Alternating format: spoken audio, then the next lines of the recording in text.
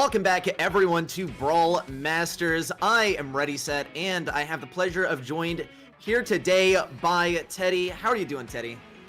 I'm doing good, man. I watched you guys do EU yesterday. I was a bit jealous, to be honest, to not be a part of it, but I'm super excited to be a part of NA. I missed this show, man. I feel like this is kind of like where I started, and I'm so happy to be continuing my journey with you guys at Brawl Masters. That being said, man, we got some exciting matches tonight. I love watching some NA. It's one of the regions I don't always have the chance to cast the most. So yeah, I'm looking to gain some more experience here and just see some awesome North American gameplay.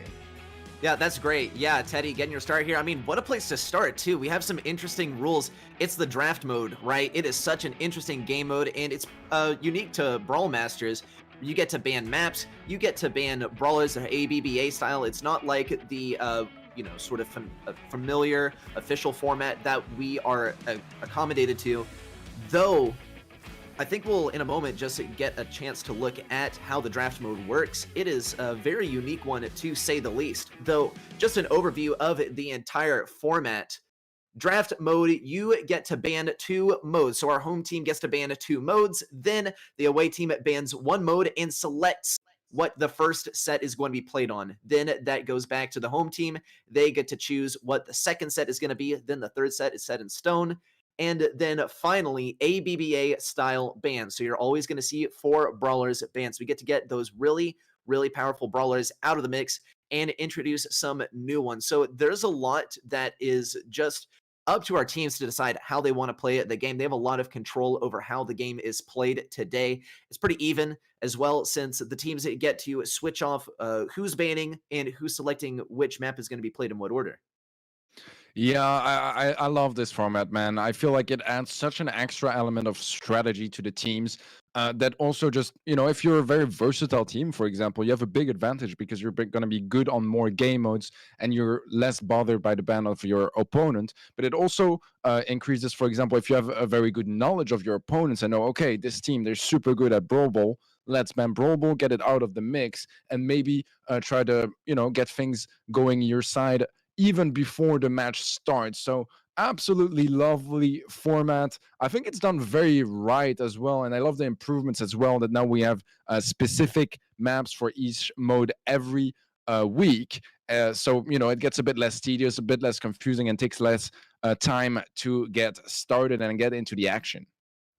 Yeah, and I mean, not only is it a unique sort of draft mode that we have, but we also have an awesome event schedule, right? It's a unique event schedule. First, we have the qualifiers. This is the first of 3 qualifiers to earn points that determine your seeding in the playoffs or just qualifying you for the playoffs. It's an open qualifier, and the top 8, they head to the playoffs. So, of course, best of 3s in our open qualifiers. Those 3 open qualifiers are followed by a last chance qualifier, and then we move on to the playoffs, where we shift to a best of 5. And, of course, just so much more prizing. For the first 3 qualifiers, first place gets $1,000. So a nice, tidy sum of money to take home with you for winning the open qualifiers. Yeah, absolutely. Even if you don't have a lot of points, it's still worth it to participate in the second or in the third week, because you can make some really good money.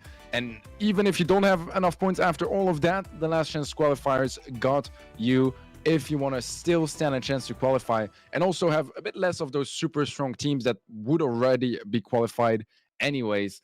Super exciting format, man. I just can't wait to get into those matches. Yeah, and take a look at our prizing. We have the 3 qualifiers. First place gets $1,000. And if you get second, third, or fourth, it's not too shabby, to say the least. $600 for second place. Third and fourth get $200 to take home with them. For the playoffs, first place, of course, $2,000. So essentially, most of your prizing is just double. Third place, taking away $600, and fourth place with $200. So they are going to be playing for third and fourth place in the playoffs. Of course, we have 4 different match days before we head over to those playoffs. 3 open qualifiers followed by a last chance qualifier. So You love to see it, Teddy. Lots of prizing, very unique format, one that's really going to keep our players, our teams on their toes and make them adapt to the situation, because at the end of the day, the best teams are the ones who can adapt the best. Yeah, for sure. Man, I think that in Brawl Masters, really every single skill part of the game is really just multiplied because you need to make sure you have enough maps and game modes where you're comfortable because, you know, your favorite ones might get banned and you have to be really careful about that. It's really going to be challenging our players. Yeah, there's a certain element of strategy to choosing which map you're going to do first, right? Yesterday, we saw Clash. They had the second choice of the map in their final match.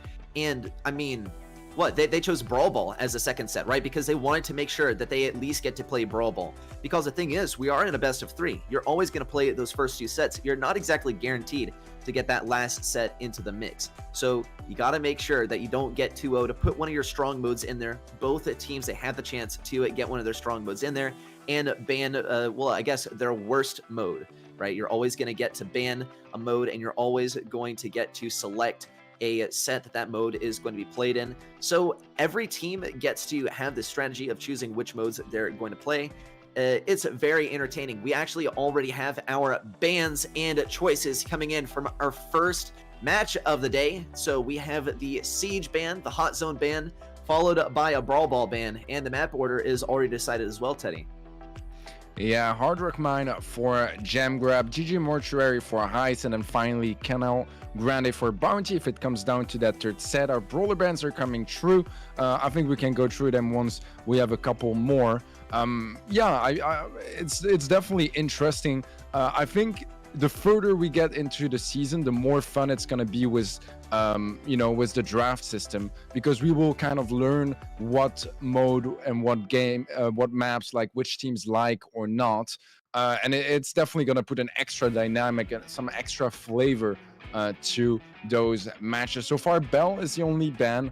I think it makes a lot of sense for it to be banned first, right? Bell is the strongest brawler in the game right now. It's very good in a lot of game modes, and in the others, it's still good. So it's like it has no real weaknesses when it comes down to game modes. It's just like if it's not excellent, it's still playable anyway. So you just want her out. You just want to make sure that she's not going to be in the hands of your opponents, and you want to get as comfortable as possible, because, you know, new brawler always brings some new changes to the meta, and it's a bit less predictable than if she's just out of the mix from the get-go. Yeah, and I mean, the thing is, right, sometimes we see teams that they just allow the really, really powerful brawlers in the game because they're like, yeah, well, I mean, you know, the enemy chooses Bell, for instance, right? Well, we got a Bell too, and we got a better Bell. But I don't think, you know, we're really wanting to gamble that at the moment. Of course, the way that you prepare the best, at least for competitive matches, is you scrim. And typically, the brawlers that are banned out a lot in scrims, if you perchance see them in competitive, that can really mess up some teams, because now they're not accustomed to playing this brawler, right? They haven't really played a bunch of ladder. They've been busy playing competitive practice. They've been busy scrimming. So that's just sort of the dynamic, right, that we have with the ban system in competitive Brawl Stars. Though I like what you were saying about as we head into the later stages of the tournament, it's going to get even more entertaining, and I could not agree more. Because as we move into the later stages, we're going to get to know our teams better, but our teams are also going to get to know each other better, and they're going to be more in tune with what modes these guys are good on, what brawlers they're good on. And since you have the privilege of choosing your maps and modes that are banned and which ones you want to play in which order, there's so much opportunity to just kind of go back, watch some film, and make sure you're studying and doing your homework and just getting to know your enemy. So you're not just playing Brawl Stars, you're playing Brawl Stars against your enemy. Yeah, I completely agree. I think that once you get to know your opponents a bit better, watch some VODs, some replays, whatever not, you can just find out so much very useful information. If you're playing, just for example, you know, against Dark Knights next month, you see here they pick Gem Grab first. Maybe you want to just ban that and make sure they don't have that in their modes available. Try to find some trends, try to find some weaknesses you can exploit. We have our 2 next bans. Those are the ones from Dark Knights. That's going to be Stu and Max. Stu, I still feel like overall it's a really strong brawler. Not quite as good as it used to be, but with 4 bans, you can definitely afford to go for the Stu ban. It's still very versatile, playable almost anywhere, and just a real pain to face. It's still the kind of brawler that if you don't bring in yourself, or like, you know, if you don't ban it, you pretty much have to play it on a lot of maps. Max, on the other hand, is a really interesting ban as well. I wouldn't say that, like, you know, just Max itself is the strongest, but man, the movement speed boost combines so well with some other really strong brawlers at the moment. I'm thinking Jean, I'm thinking Sandy. They're just so strong right now when you combine that with a Max. So, you know, we'll see a bit less of that golden trio that we just see being played everywhere as well. Max, Sandy, and Jean. Man, it's the most picked comp pretty much in any format, on any map, game mode. It's just amazing how strong it is right now. Getting the max out just removes those two dynamics that are so strong, and that kind of limit the meta a bit more as well. So I really like where this is going. It's really opening things up to a much broader meta with a lot of viable brawlers and no like go-to comps anymore. Yeah, another thing is, I mean, I think Max, you could play her on like maybe GG Mortuary, maybe Canal Grand, though I feel like that's a little bit iffy because the meta on Canal Grand is, you know, it's pretty locked in. In GG Mortuary, right, you have like kind of a few brawlers that you have to play. Like you always have to pick Colt. That's kind of, you know, that's kind of a given. I think really the main places that makes an impact is here on Hard Rock Mine, and Hard Rock Mine, of course, it being a competitive staple for ever. You always see Hard Rock Mine, even in Brawl Talk, right? We see Hard Rock Mine every single time for the gameplay demo. It's like, it's the quintessential Brawl Stars map in the quintessential Brawl Stars mode. And it's really going to be the precursor, and it's going to be our best judgment as to how these teams are going to play in the later sets following Hard Rock Mine. And so basically, you don't want to lose Hard Rock Mine. That is most likely the most important set that is going to be played in this entire match, just because it is such an accurate reflection of your skill in the game. Yeah, I really agree. Obviously, you know, the longer a map or a game mode has been in a game, the more familiar the teams are going to be with it. So it's really at an even footing, or at least, you know, they should be able to show their full capabilities on that one.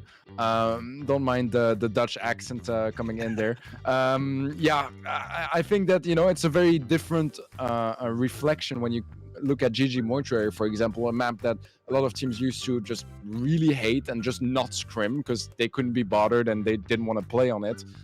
So it's a bit of a newer map that has metas that just change constantly. It used to be a lot of throwers and a very slow approach. Now you just open everything up and have those very open fights in the center, a lot of ranged brawlers and interaction on that one. Canal Grande, to close things out, is an interesting one as well. Just because you have so many different brawlers that can be played on this map. It used to be like always like Piper, Brock, and Tick or something like that. Then we started seeing a lot of Mr. P when Mr. P was super strong. Right now, we have just so many possibilities. You can go for some tankier brawlers, you can go for some snipers, some throwers. Even Mr. P is one of the few maps where you still see him to this day. So yeah, a lot of different interactions possible on this map too. I think we got quite a bit of variety in front of us for this match. Yeah, I love how the strat on GG Mortuary is to just get rid of GG Mortuary. That is the strat, is to destroy the map, right? And you know, you have the map maker whoever made that map over here is just like, he's like, you know, a tier, and he's like, you know, this is fine. I think this is okay. Yeah, we actually do have some news. Actually, Dark Knights out of the question. We were gonna jump into that game, but Dark Knights, I guess they just were not prepared to go up against Off-White because they have surrendered. They have forfeited the match. Interesting. Yeah, this is an interesting turn of events. So we are going to be heading on to a different game. So this is interesting. I mean, you know, it is not too strange. I mean, I think for people who watch a lot of competitive Brawl Stars, right, or at least if you're just watching most of the top level stuff, this is a little bit unusual. But if you do watch some of the smaller things where, I mean, keep in mind, we are in the round of 16. This is not too uncommon. You have a lot of players and more teams means more likely that this is going to happen somewhere or another. So, of course, nothing too strange. Unfortunate for the Dark Knights that they forfeited, though. Off-White, they're going to be heading on to the quarterfinals, and we'll be finding another match to spectate to start things off. Yeah, well, you know, it's going to be happening in any sort of event. You just got to see it in the bright way, and it just means we'll get at some other teams that can get the spotlight instead. Yeah, we'll be waiting for some updates regarding which map we'll be looking at. Maybe we can get some bracket updates as well sooner or later to have a bit of an overview of how everyone is doing. But we shouldn't be waiting too long until we at least know who we're getting to watch in the draft and all that fancy stuff. Interesting from Dark Knights, by the way, that they went through the whole draft and then they were just there like, yeah, no, you know what? I was thinking that too. They must have seen the Stu ban or no, maybe they saw the Max ban and they're like, yeah, I'm outie. That was the mentality there. They're like, what am I gonna do without my Max? My Max main. That's all I play. That's all I ever play. We've always forfeited every scrim where they ban Max. What are we gonna do now?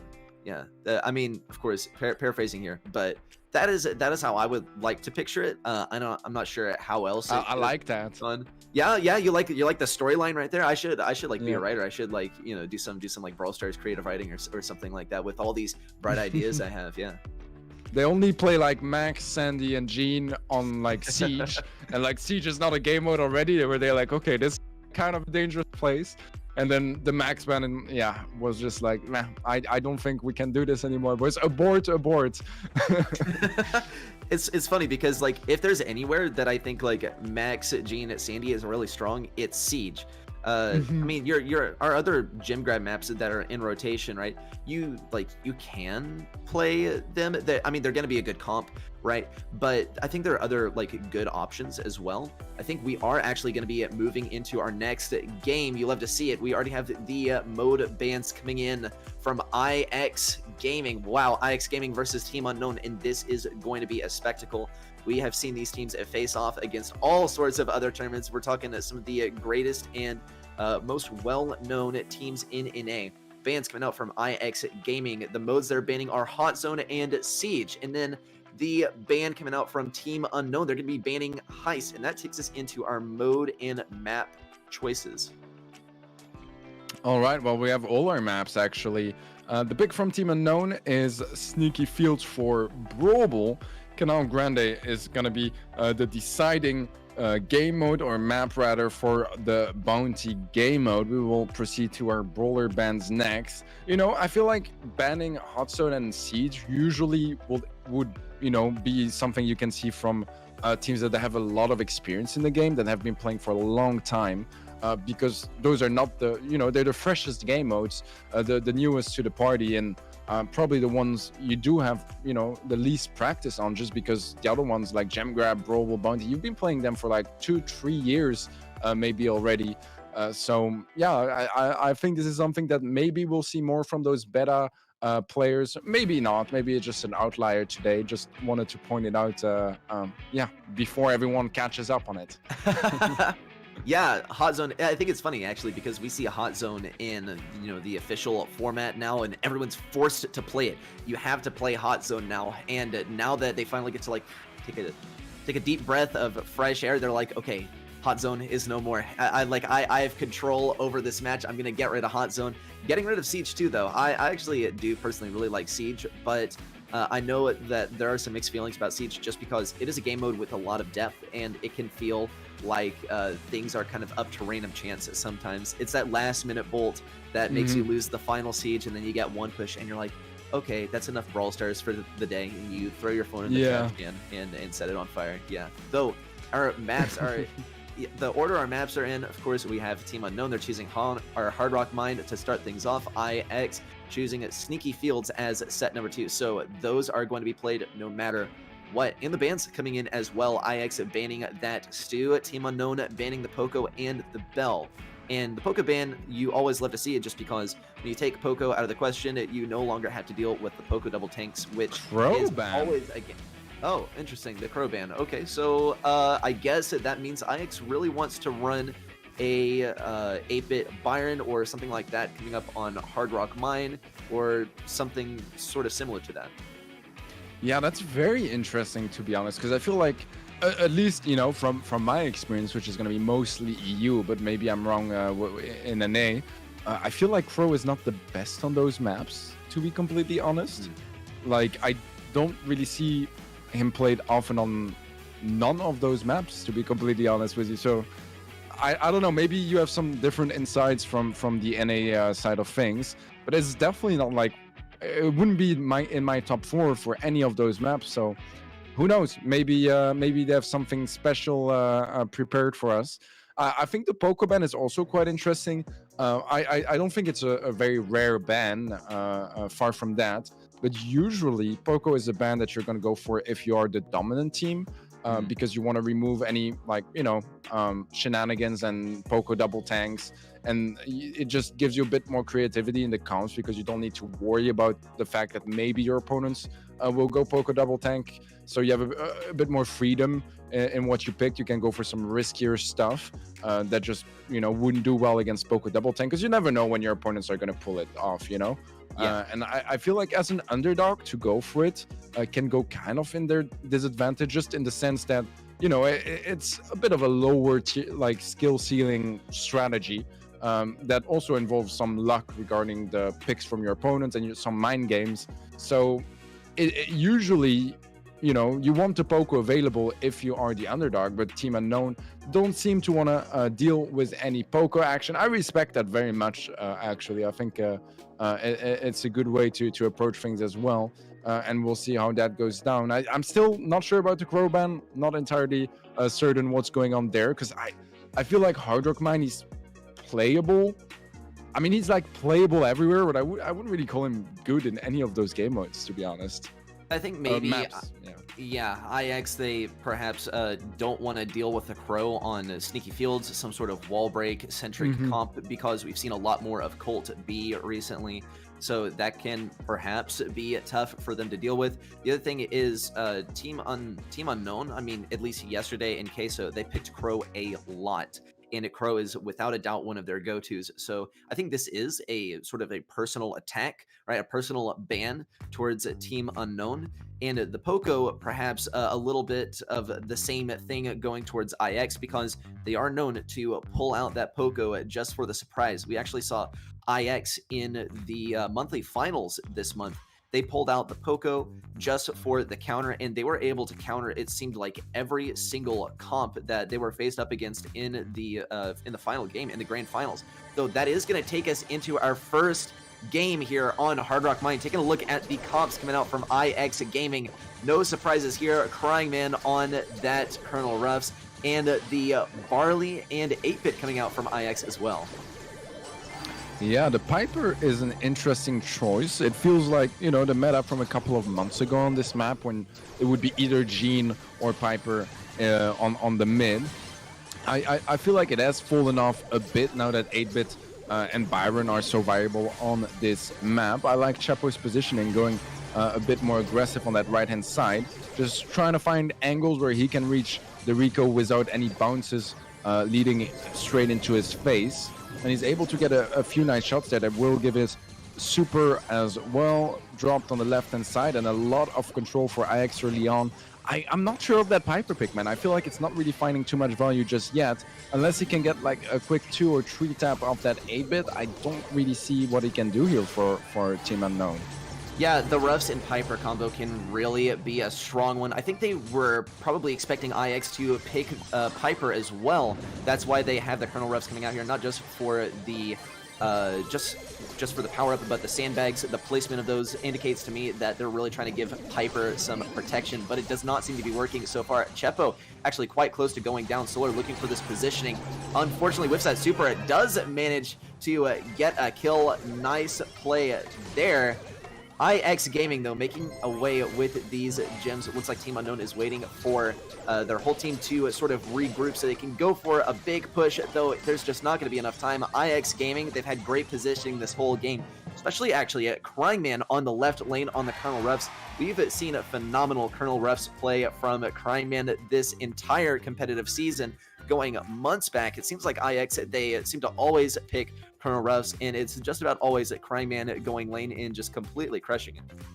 Yeah, honestly, IX played really well. Like, already if you just look at that game, they were winning every lane. That's just how it was, Everyone was winning their 1v1, and the Piper was just unable to do anything, man. It gets really hard countered by Ruffs as well, because the sandbags, it's like you can hide behind all 3 of them, and that means she needs 3 shots just before she can start shooting at you, which is just like a very awkward interaction overall. But yeah, besides that, IX just winning every single lane, not giving them a single chance at doing anything. And look at this now, we have the Gene on to I can't quite read his name. It's second best. Yeah, it's second best. Sorry, it got blurred up for a second. But yeah, and the Mr. P on Chepo, really interesting. I like the fact that they're changing comps despite winning the game. It keeps things really fresh, and it can surprise your opponents quite a bit as well. Oh yeah, I mean, this is something we see a lot coming out from IX, is they really do try super hard to predict what the enemy is going to go for. Solar getting pulled all the way across the field. Excellent pull there from second. Once again, IX pushing up this field. I want to point out Team Unknown's choice here. They're bringing out the Sprout.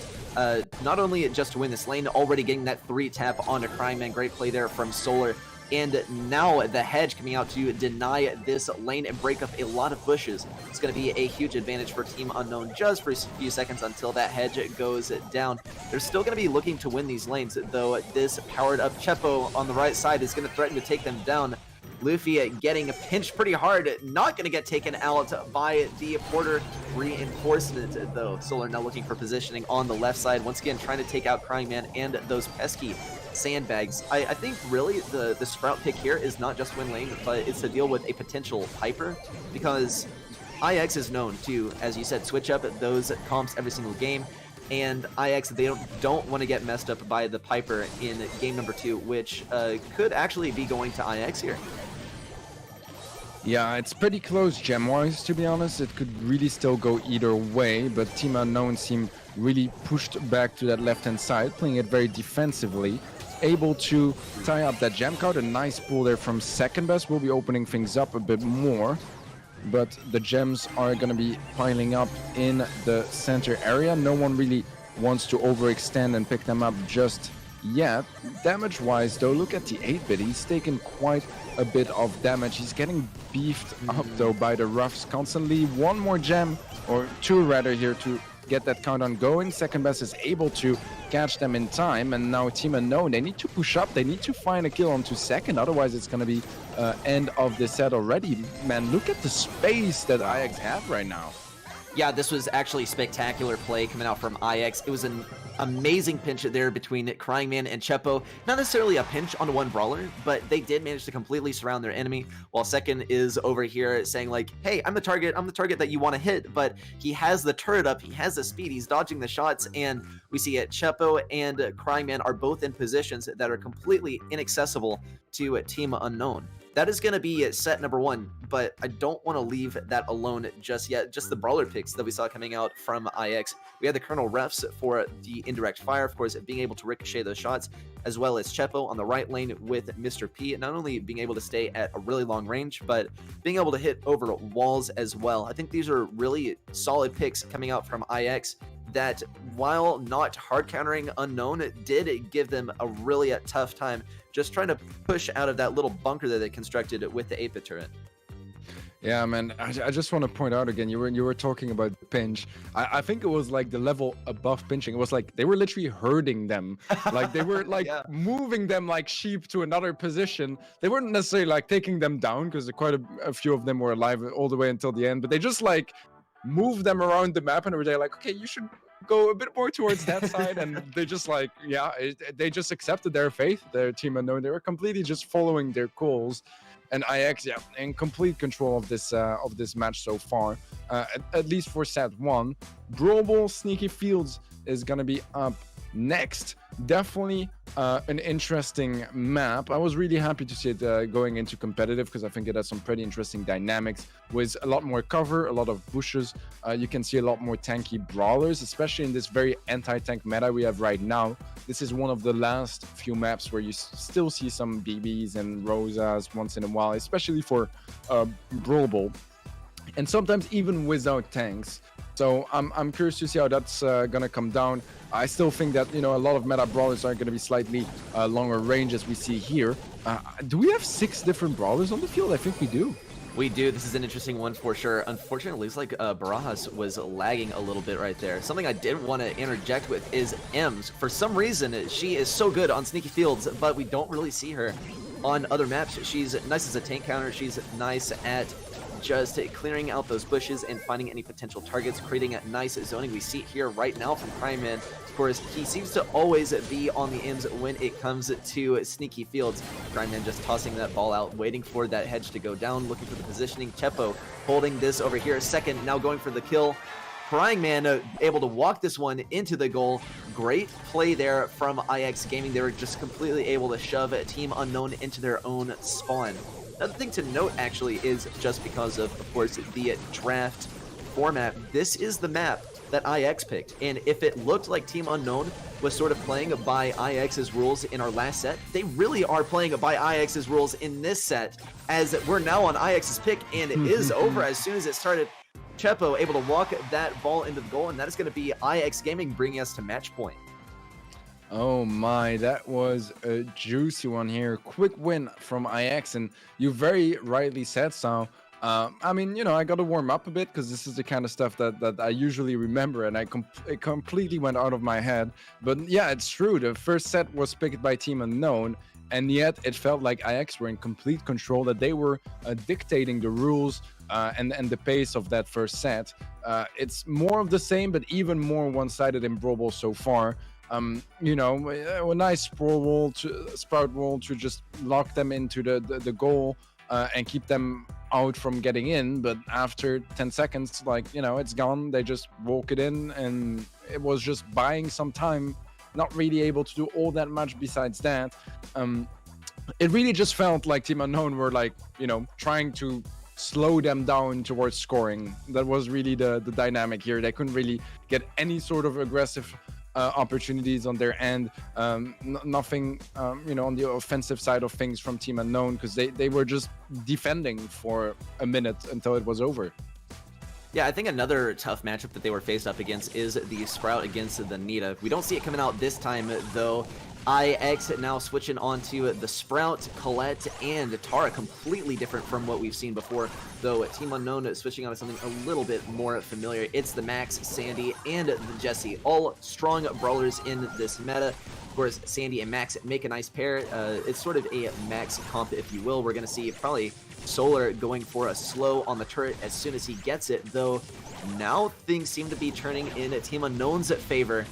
We do see Second going for an aggressive play and not able to get much value off of that super. Now, Luffy walking this one into the goal. That is going to be the first goal going to Team Unknown, though.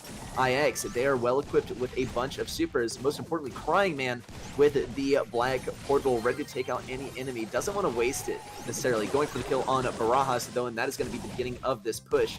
Great play there from Luffy, able to take out Crying Man. Ooh, almost able to get that one into the goal. A nice attempt there from Chepo, tried to break some ankles there. Second now on the right side, getting aggressive. Unfortunately, it goes down. In this fight, we'll be returning back to mid, as IX Gaming now have a turret to take care of before they can really start spreading out and taking back control. Yeah, they do have the walls from Chapo, can do some more herding, as we saw earlier in Brawl Ball. Second could actually kind of sneak in there, but he wasn't aware of Puffy's Puffy's location. There are some newer names for me, so that's gonna be a learning process as well. Nice kill from Crying Man on the left-hand side. Is not gonna be too far from his next super as well, since he just got that kill. We'll see if he's able to get some value soon. Here he goes, double pull, double kill, and that's gonna be IX tying things up. Beautiful build up. Yeah, what is Second gonna do? Oh, why did he have to walk it in like that? I mean, couldn't he have gone for a trick shot like a normal person? Though, yeah, of course, Second's already proven himself. He doesn't have anything to prove with walking that ball in. IX Gaming and Team Unknown tied up in this game. Of course, the match point, we're going to be going to overtime, it actually looks like. And Team Unknown, they are trying to hold on to these bushes to the best of their ability. Barajas looking for this kill, or just looking for perhaps a super. He's not going to get it just yet, though. Actually, Luffy getting very aggressive. Chepo able to get here with the defense. Now going to throw up a wall as best as he can. Is it going to be enough, though? Second, now going to go for the super. The ball, for whatever reason, now taken down to the right side. Must have been an emergency super. Crying Man not going to get that defense. A great ankle breaker there from Luffy. And that is going to be this matchup point extended Team Unknown taking game number 2 in set number 2, and we're still on match point. Yeah, this was definitely the best game we've seen from Team Unknown so far. Honestly, so far, it really felt like they had no competition, IX. It really just felt like they were playing alone. This game, though, very different dynamic. They were able to get a lot done. And it was the first time they challenged them. And they closed the game out as well, which is great for them. They just need one more here, Team Unknown, if they want to push things to the third and final set. Yeah, IX still on match point, still only one game to go on to the next round. That would be the round of 8, the quarterfinals. We'll find out if they can make it in 2 sets this game.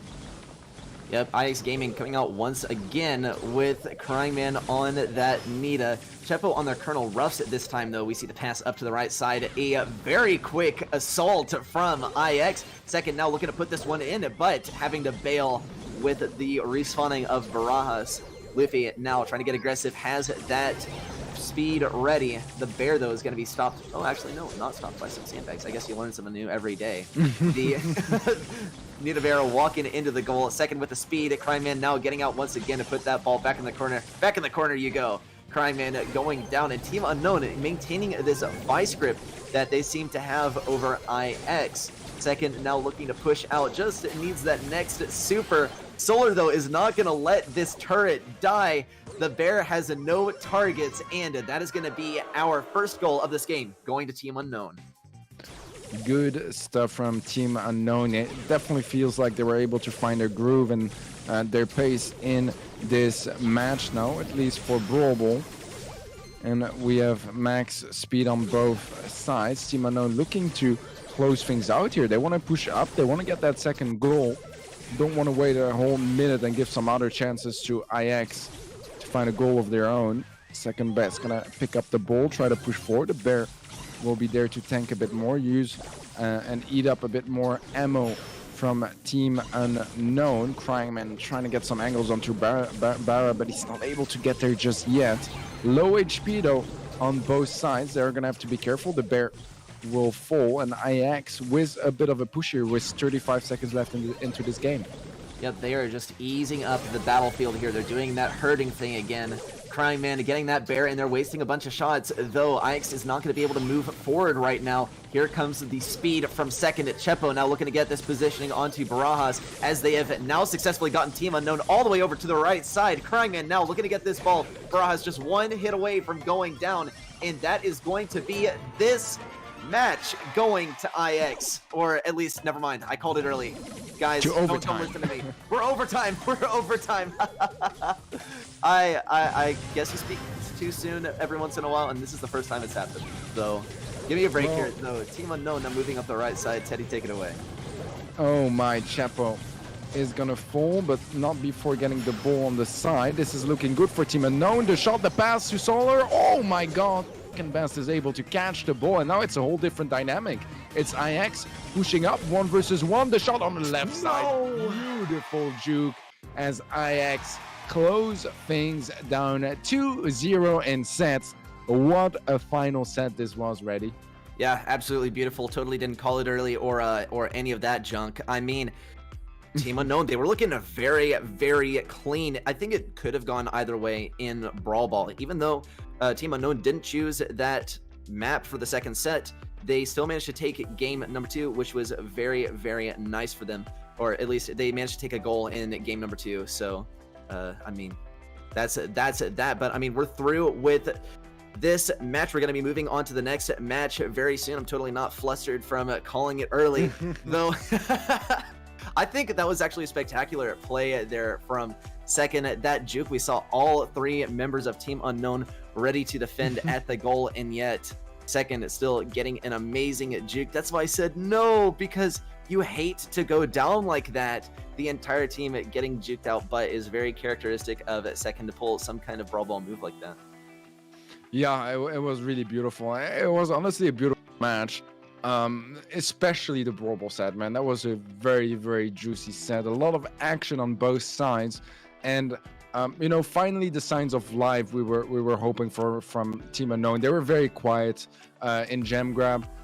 Sneaky Fields definitely showed a whole different dynamic from their team. I feel like if we kicked things off in Brawl Ball, maybe it would have been a whole different story. You know what I mean, they could have taken the set, could have started Gem Grab off with some momentum, whatever not. So really good stuff overall, man. I feel like it was a very enjoyable match to kick things off. It was an enjoyable match. I mean, and the other thing is we're looking at Team Unknowns that faced up against the monthly qualifier champions from BSC. So, of course, they're going to have a very tough matchup. Team Unknown looking pretty strong, at least in Brawl Ball. I think they have a good chance of doing pretty well in the remainder of the tournament. Of course, though, that is the end of their journey in this open qualifier. Hopefully, they will come back next week for Open Qualifier number 2, same time, same place. Here we could take a look at the bracket so far, powered by G Fuel. Let's take a look at our last match. IX Gaming now advancing towards the quarterfinals. Also in the quarterfinals on the right side of our bracket, STMN and well, I guess it's AEIS Club. I don't know how to pronounce that, but I mean, you love to see new faces every now and then. On the left side of our bracket here in the quarterfinals, Off-White, of course, winning against Dark Knights. And we also have some teams that still in the round of 16, just waiting to make their way into the quarterfinals. Some familiar names. We have Tribe Gaming, Valhalla, Dudadunga, we have Team Aqua. These are all teams that we have seen before, and some new faces that we cannot wait to see come up in the quarterfinals and maybe even the semifinals. Yeah, we have our next match coming up. It's going to be Tribe Gaming versus Valhalla. Tribe Gaming, you know, the titans of NA for the past 6 months or so, maybe even longer. We've seen last month that they were able, or actually, you know, last week even, that they were able to bleed, which is something we did not know so far. As they lost their match against STMN. Honestly, it's still an extremely strong team. Maybe not like, you know, the #1NA powerhouse that was unbeatable for a couple of months. Yeah. But still the best team in North America, and they're going to be fighting to keep having that spot in every single event, including Brawl Masters. Valhalla, they qualified for monthly finals, I believe, last week. I don't know them super well, to be honest, so I just feel like Tribe Gaming are you know, pretty big favorites in this one. Valhalla, they have shown some good stuff recently, but is it enough? Yeah, we definitely have a team at Tribe. We're rooting for Tribe Gaming. We saw it yesterday, actually, in Queso Cup, Tribe take their win. And this was a nice actual win for Tribe Gaming, especially because they have had a rough couple of weeks just in these past 2 weeks. Just because in the second round of qualifiers for monthly, they did go down to STMN and then faced STMN again. And the reason we bring up this match so much, the reason it is so important, is because the STMN roster and the Tribe roster, these two teams, they went up against each other in October, and it was Tribe who ended up going to the World Finals instead of the STMN roster. So it is a very important fight, and that's why we keep on talking about it. Though Tribe, after that defeat, they are still back up on their feet. They got their first win yesterday, and they are going to be looking, I think, pretty nice in our next game coming up against Valhalla. Of course, they also made it to the monthly qualifiers, and we also have the mode and map bans and selections coming up here, Teddy. Yeah, the modes that are banned are going to be Bounty and Brawl Ball from IX. Heist is the ban from Team Unknown, which does lead to Team Unknown picking Gem Grab on Hard Rock Mine. Siege on Baltrop is the pick from IX Gaming, and the decider is going to be Hot Zone on Split. Brawler ban wise, we have some pretty interesting stuff. I remember last year, NA was like the first place where I saw people complaining about Mortis being like OP and people banning Mortis. And it was a very different dynamic to how Mortis was seen back then in EU. And it seems like it continues here, as we have that Mortis ban coming through from, I said IX and Team Unknown, but I'm guessing it's not that anymore. Yeah. Tribe, I believe, are banning Poco and The Mortis, indeed, and Valhalla are going for Bell and Stu. Bell and Stu would be, my two first bans, if in blind bans at least. So they're bans that make a lot of sense. You just want them out of the mix. Poco, once again, usually a bit of a confidence ban, that you are confident that you will beat your opponents in mirror matchups, and you just want none of that Poco double tank stuff. And the Mortis, though, that's going to be a bit more interesting on my end. Do you have an idea of why they would go for the Mortis ban? I mean, Tribe Gaming, they're very well known for having Corey, probably the best Sprout in NA. Sprout, He picks yeah. Sprout just absolutely everywhere. And I think Tribe, they do want to have the security of picking Sprout. So that is my best guess as to why we see that ban coming out. The other thing is we have the Poco ban coming out. And like you said, Poco eliminates that sort of RNG, the sort of rock, paper, scissors picking for comps, because you don't know if your enemy's going to run Poco double tanks. In order to take that down, you kind of need to play a counter to it. It's a very frustrating strategy to be faced up against. So that's my sort of breakdown. The other thing is Valhalla. It's very wise of them to ban some of the most powerful brawlers in the game. Of course, we're talking Bell and Stu, because Tribe Gaming, they are definitely ready to use those brawlers given the chance. Just, give them the word, and they are ready to pull out Bell and Stu and completely wipe the floor. So good, strategy there. And I think this does tie back to what we were saying in the last match. Teddy, it was you who pointed it out, where we said the team that is more confident is probably going to ban Poco or something like that, because they don't need to take those powerful brawlers out of the mix. They are confident with those brawlers. And I think Tribe Gaming, being a very, very well-established team in NA, to put it lightly, is the more confident team coming into this match. Yeah, for sure. I mean, they have the name, they have the experience, they have the history behind them to support them towards taking a victory here tonight. I think Poco overall is a pretty great ban. I saw people in chat saying that they very often actually ban Poco and Mortis, which if I were to watch more NA stuff, I would be aware of. But we're learning every day, and you guys will see that my knowledge is only going to be going up from here. But yeah, it's definitely interesting. And, when you are the top team in a region, I can see them banning Poco very often, to be honest. It's a strong ban. It's a really strong ban, because it just removes a lot of compositions from the game. Because, man, the amount of Poco double tanks or Poco tank Mortises we see are just insane. And it just changes the dynamic a lot to have him out of the picture. Hard Rock Mine to kick things off, as we have the Sprout on Corey, as you correctly predicted. That's information that did travel overseas. Even in EU, everyone knows that Corey is a big fan of that Sprout. 8-bit on Zulan. We have the Ruffs on the right-hand side as well. Sandy, Max, Jean for Valhalla, the Golden Trio. Yeah, this is a strong comp coming out from Valhalla. Tribe, though, holding their own.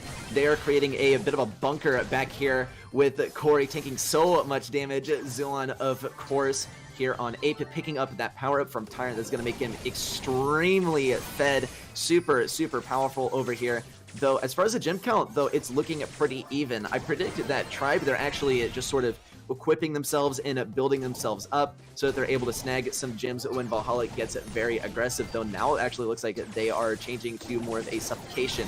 They're now going for the full aggro, now falling back once again with the Sandy super in play. It's not something that they necessarily want to risk, getting completely blindsided by one of those brawlers. The teleport actually in the pull onto Corey. Great kill there, a great combo from Valhalla to take out Corey. Valhalla now with the brawler advantage here at mid, and looking to tie up this gem count. Yeah, gem-wise, it's pretty close, and Valhalla may be in a better position to pick the next couple up, as Zulan has to overextend on the left side to get that pinch with Corey. They do manage to pick up the next gems. That's going to be the countdown starting for Tribe Gaming. Valhalla with about 12 seconds to try to interrupt it. But will they be able to get up close? It's not going to be an easy task. Good shots from Corey. They're hitting both players with only one shot. And that's going to be Tribe already closing out the first game. And in a pretty convincing way. I mean, Valhalla, they were only 3 gems behind. It's not like it was a stomp either, but it didn't really feel like Tribe ever lost control either. So convincing stuff from Tribe, just like we would expect from this matchup. Yeah, and another thing is, given that Tribe had the first and the last ban in our ABBA ban format, they chose to ban Mortis and Poco, and they chose Mortis as their last pick instead of one of the key elements of the Gene Sandy Max composition, which is an interesting one, given that they leave that open, available to the enemy, and then they run something that is very defensive and plays it very passively, and is, very well equipped to deal with those very aggressive max supers, right? It just seemed like every time that there was a max super, they just could not be pulled out of the way. They were ready with the 8-bit turret, they were ready with the sandbag. Corey was really the main target who got pulled just a couple of times. So I think this is actually what Tribe is going for here, and we do see Valhalla switching off of that very OP comp. They're switching it to actually more similar to what Tribe is running it. Their one exception that they're making is they're switching out the Rico for the Colonel Ruffs. So Rico, I predict, is going to have a bit of an easier time here on lane, just because he has considerably higher damage output than Tyrant. Tyrant already using that second set of sandbags, and they seem to be actually using up Tyrant's sandbags to sort of break down this bunker composition that Tribe has prepared themselves with. Yeah, where the Ruffs pick from Tribe might make the difference on lane is, when it comes down to those supply drops that can help out your teammates, that can open up the map as well. And even if you're not really directly shooting at the other lanes, they will be having more HP, more damage from those buffs, so it can still be very impactful throughout the entire map. Already the countdown for Tribe Gaming, pretty much every single gem that spawned is in their possession right now. 7 seconds left. Sprite not really able to find too many connections, and that's going to be Tribe with the set secure. This is a real interesting one. I don't think I saw a single occasion where Tribe crossed, you could say, the line of scrimmage, right? They never went past the middle of the field. They never played aggressive. They played passive the entire time. And then, of course, we see Valhalla going for some comps that are very aggressive. We saw in game number 1, they went for the Sandy Gene Max. And that is a comp that profits off of being very aggressive and not giving your enemy time to react. Though Tribe, they've already reacted. They're already in position to defend. In fact, they spend their entire game in position to defend. Even on lane, we see Corey on Sprout, and all he has to do is just back up and lure the enemy into the left side, and then start to really profit off of Sprout's ability to bounce those seed bombs back and forth. 8-bit also ready for the pinch in case someone on lane decides that they want to, go around the other side to try and get Corey and not go through that choke point. So it's a great choice in comp actually coming out from Tribe. It was not something that Valhalla could necessarily adapt to, just because their playstyle seems to be naturally aggressive, and what we tend to see is that these passive playstyles defeat the aggressive playstyles. Yeah, it's a much more methodical approach from Tribe, and if you are able to very successfully react to what your opponents do, well, in general, you would say it's better to be proactive. It's better to be the team that's, initiating the fights and deciding where to fight and when.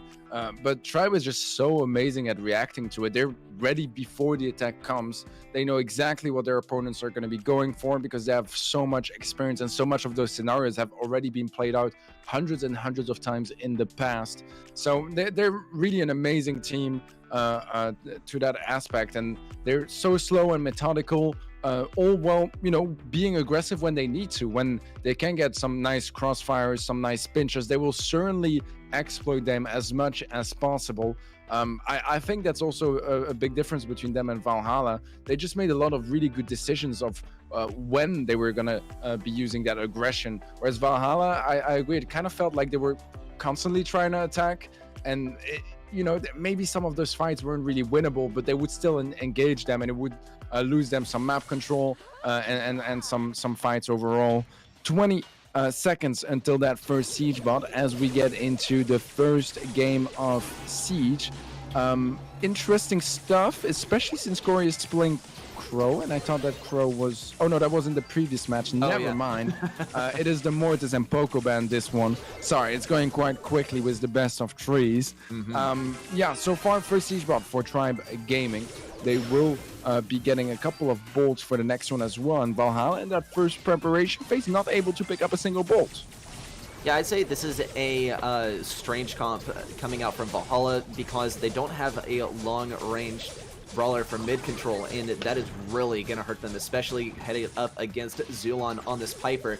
With all these walls broken, they pretty much have no defense. It all comes down to their ability to juke, and we see Rubs that try to juke so hard, exploding into a flurry of sandbags.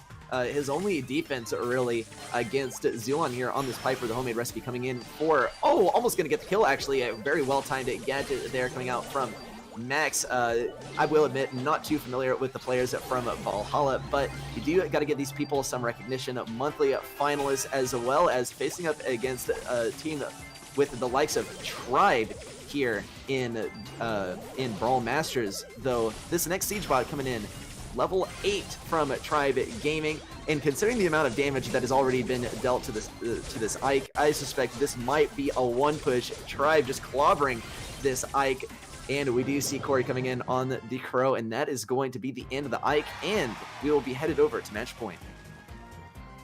Yeah, good stuff from Tribe. Pretty much as convincing as it gets.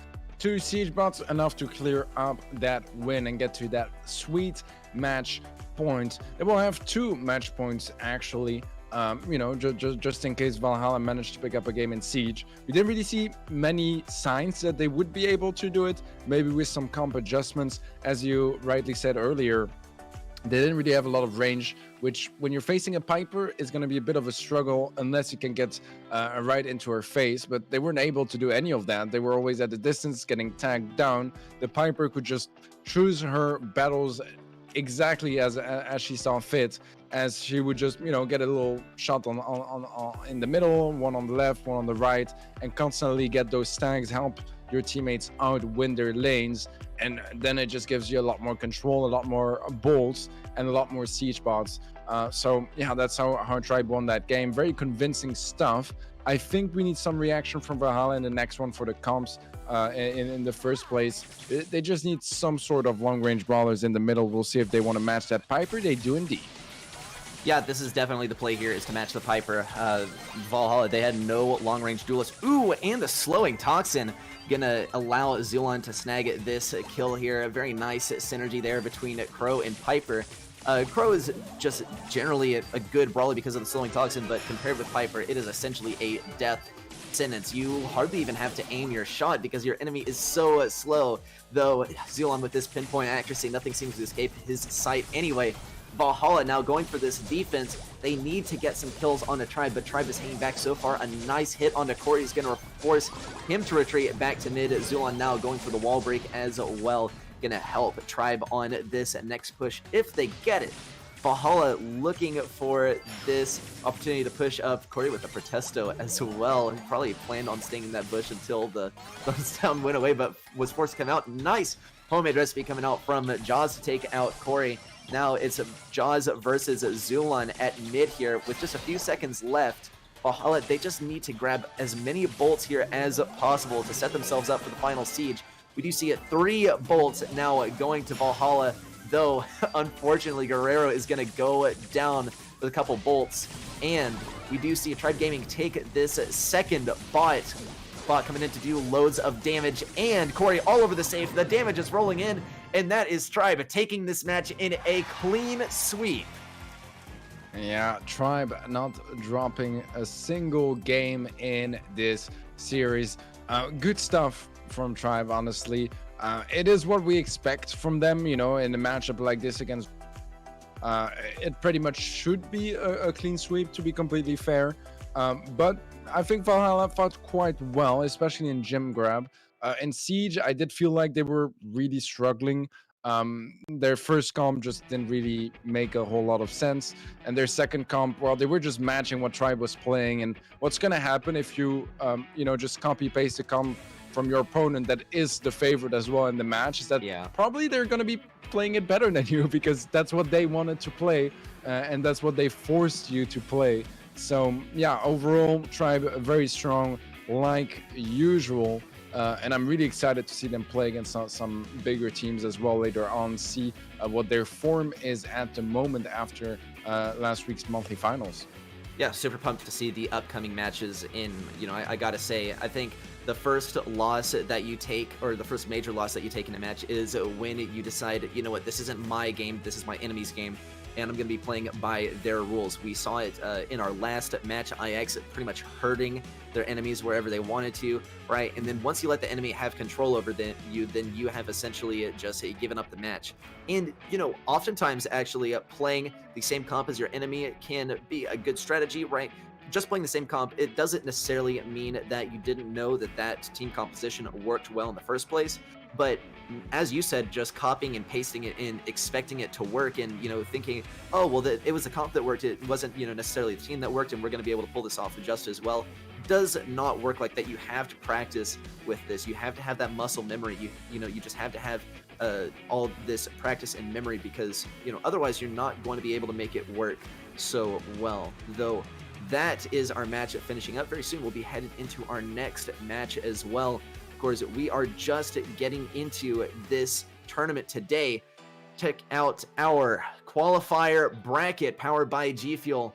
We just saw Tribe Gaming, and now we're going to be moving on to Tribe Gaming versus Dudadunga, Off-White versus Aqua, IX Gaming versus the winner of, whatever their match turns out to be, of course, and STMN versus AEIS Club. So you love to see it. Some exciting matches coming up as we move into the quarterfinals and prepare for the semifinals.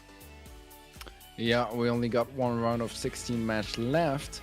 We are going to be watching that in a bit, guys, because our quarterfinals are going to be up next. That's going to be after a short break. We'll see you guys in a couple of minutes.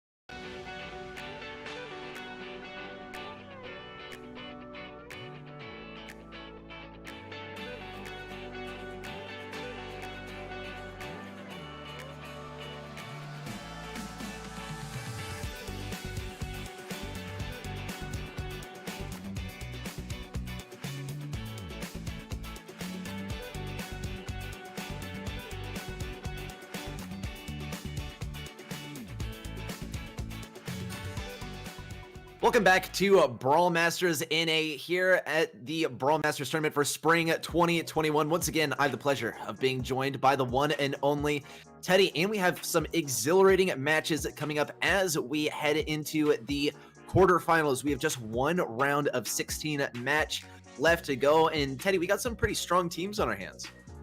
Oh yeah, for sure. That top 8 is gonna be looking really stacked. Just a kind of reminder, top 8 is when you start getting some points to qualify for the playoffs, for the finals. So definitely something to keep in mind, as well as all our teams here will be going home with at least a couple of points. Off-White versus Aqua is our next match. I mean, you know, Off-White, it's a team we haven't had a chance to see yet today. Because there was a bit of a like forfeit or whatever was going on in our first match. So excited to you know, see them at it. Aqua, it's a team I've heard of a bit. I've seen them a bit as well.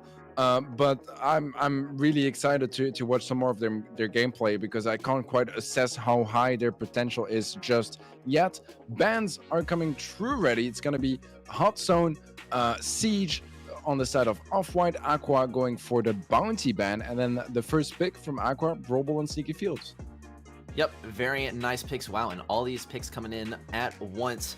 Heist is going to be our second game mode, and then we're going to be moving on to Gym Grab. So this is an interesting one for sure. Usually we see a Gym Grab coming out as one of the first maps, though.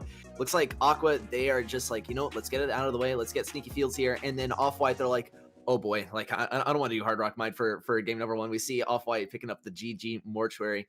They you know, we could have some Siege professionals on our hands, so I mean, we're not exactly sure yet. Off-White, we unfortunately didn't have the privilege of spectating that game since the opposing team forfeited in the round of 16, though. I mean, we also have the mode bans. Doesn't look like Off-White wanted to play Hot Zone or Siege. Aqua, they weren't really feeling Bounty today. So just another thing to keep in mind. Off-White already coming out with a Stu ban, and our next 2 bans are going to be going to Aqua. Yeah, I really like the ABBA bans, to be honest. I really like them. Once again, it adds some more strategy, no blind bans, none of that.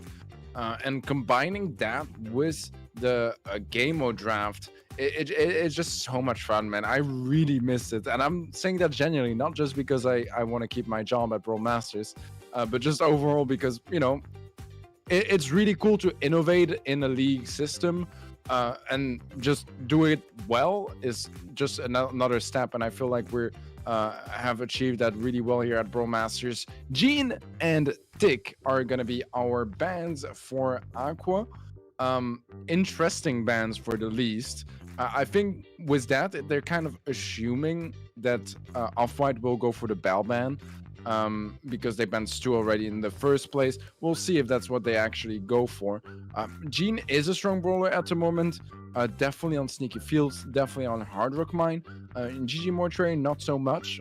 Gene and Heist, not quite there just yet. We've had Mortis and Siege, so who knows, maybe at some point. I know SCMN actually played it a couple of times in monthly finals. And it worked. Yeah, and it worked. Tick as well is quite an interesting one, to be honest. Like, Tick is really strong at the moment. I do feel like he's not really good anywhere here. Like GG Mortuary, perhaps. But, you know, if you look at the current meta that is going to be playing Cold and such and open up that map, it doesn't feel like Tick is going to be doing the best in a wide open map either. So Tick, I would just say I kind of disagree with the ban, but maybe they have their own reasons. Bell is coming through, kind of what we expected. You know, if your opponents have the last ban and there's still a brawler like Bell available, most likely it's going to be out. And it does mean that Aqua, they got the brawlers they wanted out completely out, because they expected Bell to be banned as fourth brawler. So kind of as if they had 3 bans in this one. Yeah, it is fun. Yeah, because the Bell is just a go-to. I don't think Off-White really wants to face Aqua on the Bell, because we saw it in other competitions. And man, do they rock the Bell pick. Just a little bit of information about Aqua. Of course, I knew at least one member of their roster, though I wasn't sure of the others. Aqua, they picked up Jigsaw recently, and they also have Slash. Jigsaw, of course, very well-known name in NA, and Slash, one of your former players who played in the World Finals back in 2019. This roster is formerly the Aphelion roster, but they split with Aphelion. Wow, and already we see Off-White getting very aggressive. A quick one coming from Manny. That is going to be the first goal actually going to Off-White in such a turn of events. Did not see this coming.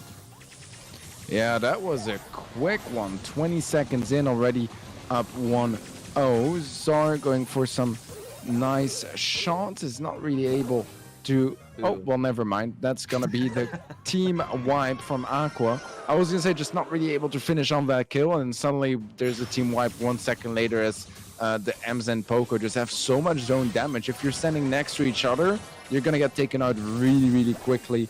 We have a nice defense from Aqua as Off-White pushes up quite aggressively early on. Slash is able to finish off Dark Thunder. Skywalker with the third player kill, and this is looking good for Aqua. They have a lot more control. They are the team attacking now, and we'll see if they can break open that defense from Off-White.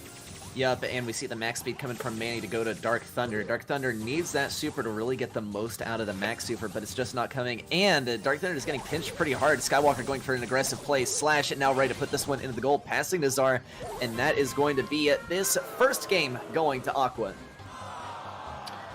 Oh my, that is quite a turn of events as Off-White, they kick things off so quick, so fast, and they picked up that first goal, but Aqua, they're able to find the 2 next goals, and ultimately that's what's gonna matter. Off-White not really able to finish things off in that game.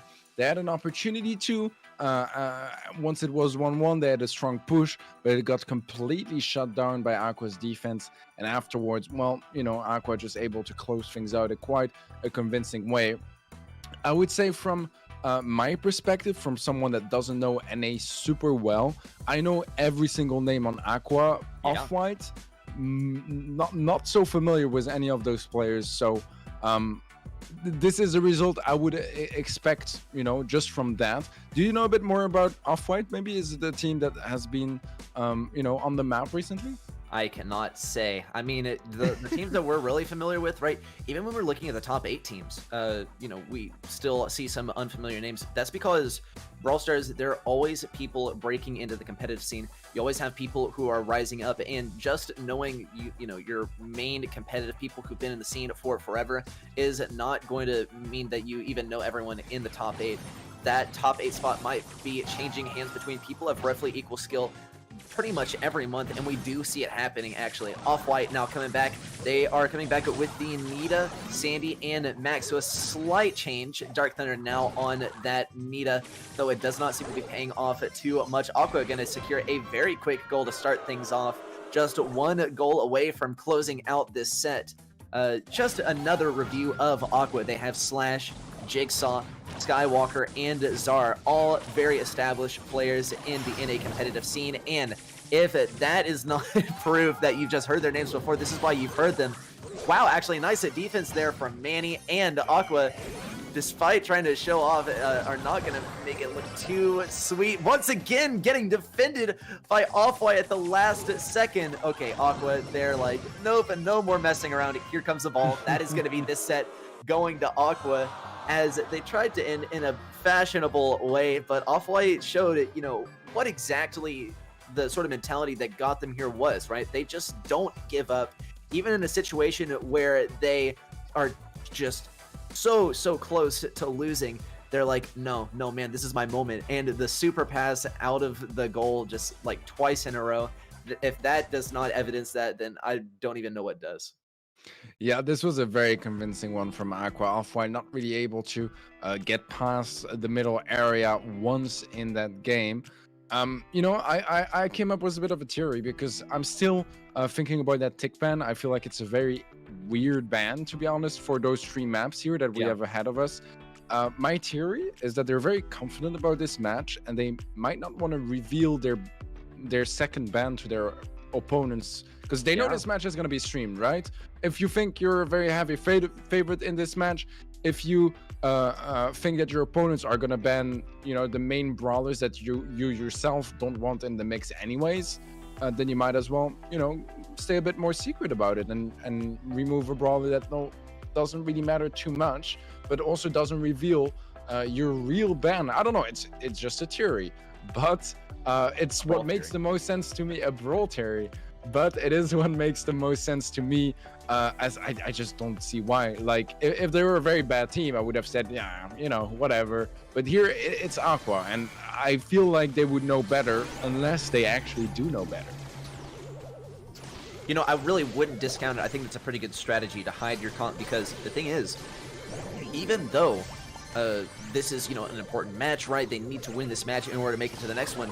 It doesn't end here, right? Aqua, they have their eyes on the prize. They want their lion's share of that $1,000 prize, or at least somewhere close to it. So they don't plan on going down here, and they don't want to give the enemy too much information in their subsequent matches, because take a look at the chat. You can see the players are watching the teams that they are going to go up against. They are studying up and making sure that they have intel. Here comes Aqua, and they are so fed right here. Lots of damage coming out from Aqua to take care of this save, bringing it down to 60%. Looking very clean so far, and Off-White seem to be scattered quite a bit. Manny trying to go solo on the safe, and Aqua, they seem to just be letting him, as we now see even more damage come in on the safe. A team wipe from Aqua, but is it going to be enough to take out Off-White before Colt takes care of their save? Manny did a real number on Aqua's safe, and it looks like this fight is now going to return back to mid. Yeah, with a bit of a lead in favor of Aqua, some nice Piper shots, and that's going to be enough to close things out as Aqua get to match point. All they need is one more game in this set to take this match home and move on to the semifinals already, I believe. It's crazy. Yeah, it's going quick here, especially when we have some one-sided matches like this. I wouldn't quite call it one-sided, like there was definitely a good fight from Off-White in this game. In the first game of Brawl, they fought very strongly as well. The second game of Brawl was very much one-sided. I'm curious to see if the decider game will be different here as we get to match point for Aqua. Same strategies pretty much. Off-White will be getting that Piper in their hands as well, but Zar just absolutely pops off early on, gets to kill Skywalker to get the team wipe, and Aqua was already a pretty decent lead considering we're only 20 seconds in. Oh yeah, Aqua destroying all of those obstacles. Nothing is going to get in their way, though. The double team coming out from Off-White is going to take out Zar. Next to fall, maybe Skywalker. A nice retreat there from Skywalker, throwing it down that turret to get a teleport and stay safe. It's very important to stay at mid here and not go down, because then you forfeit a lot of control while you are respawning. Now Aqua getting all over Off-White safe, as Aqua safe has barely been touched. A good defense, though, from Off-White as they're trying to get rid of a very pesky Slash on the right side. Slash going down, but even more damage coming in from Aqua. And the dodges are real. Manny not able to touch Skywalker, as Skywalker is just trying to get a kill or two to move up on this safe. Slash getting taken out very quickly. Very nice full clip there from Manny, as we see Manny now move up towards Aqua's safe to deal some major damage. Now 86% on the save, but wow, what a play there. That is just textbook right there. Just goes to show you, I mean, like, I think like boss music starts playing when a Piper jumps toward you instead of away from you. Like, oh man, like something is wrong here. When the Piper jumps into your spawn and just wins the game because of it. You love to see it. Man, Zara absolutely popping off on that Piper. And once again, it's kind of the typical scenario where you have the better comp in game 1, and in game 2 your opponents are like, they don't see any options but going for the mirror matchup. And it's like, the mirror matchup, sure, but it's what Aqua are comfortable on. It's their go-to picks on this map. It's what they scrim and want to play on this map.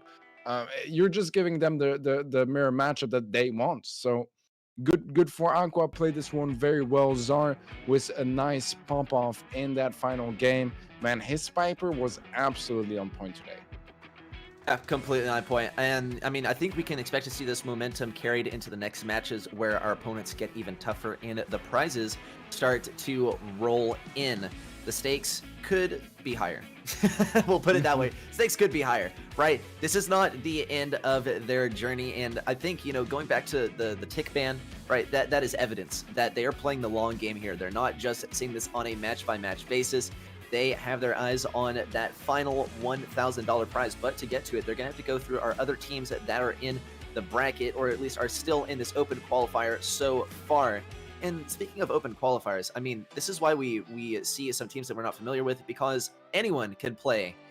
Though, taking a look at our bracket for the open qualifier powered by G Fuel, take a look. Tribe Gaming versus Aqua is coming up very soon. Though, moving over to the right side of our bracket, IX Gaming versus the Monkeys.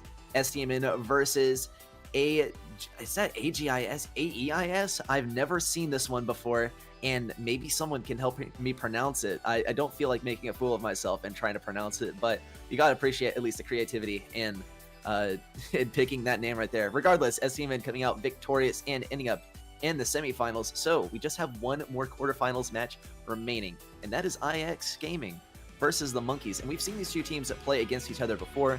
We've seen Monkeys a couple times in the NA finals, and I really hope we do see bot drop in rotation. I wouldn't be too surprised if IX actually bans this one out, because the Monkeys, they have a very special comp, and I might just keep it secret unless, you know, Siege gets banned out. Well, we'll see in a moment, in just a moment, what modes get banned here because of the draft mode that we have going on here. But Monkeys, I love the ingenuity. I feel like Teddy kind of is picking up what I'm putting down, like he knows the strat. You said Siege bot drop strategy. I was there like, oh, I.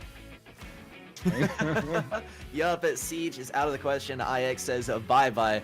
Okay, well, while we're waiting for the rest of this information to come in for our draft mode, which is unique to Brawl Masters, might I add, the special comp from the Monkeys is they have Nanny, Bow, 8-bit, and they never touch a single bolt the entire game. They just defend every single bot that comes in, and then they have a Nanny just get free supers and the power up from 8-bit, and Nanny just pilots onto the enemy Ike for the entire game. And because on bot drop you have these bushes that go up the entire left and right side of the map, you know, you never know exactly where the peep is going to be. You don't know which side it's going to be on, so it's a tough one to counter. So it's a real cheese trap, but it's fun. It's fun to watch, dude. Oh, for sure. I mean, it just shows how creative you can get in this game, and how it can pay off if it's played out at the right time. But Hot Zone and Siege are the game mode bans once again, might I add, for IX. Gem Grab banned by Monkeys, which is going to lead us to Canal Grande and Bounty. Pick from the Monkeys. Brawl Ball on Sneaky Field is picked by IX Gaming. Decider is GG Mortuary and Heist. And our bans so far are going to be Crow, Stew, Bell, and Ruffs. I feel like those bans make a lot of sense, except for the Crow again. Yeah. I would say Crow is playable on GG Mortuary, you know, combined with like a Colt and a Piper or something along those lines. Besides that, Canon Grande, he's like okay. Sneaky Field, he's okay as well. So maybe, you know, it could be the same strategy as what we saw earlier from Aqua, where they kind of just ban something, you know, just to not reveal too much what they're going to be banning. And maybe you guys at home are thinking, but yeah, there are so many maps and game modes. Not really, to be honest, because, you know, with the draft system, we only play one specific map for each mode every week, which means that, you know, if they see one match, there's definitely going to be some game modes that you can pick or ban in your matchup against IX. So you want to make sure you do your homework, that you look at the VODs before playing your match, and take that into account, what they banned, what they want to play, what their comps are.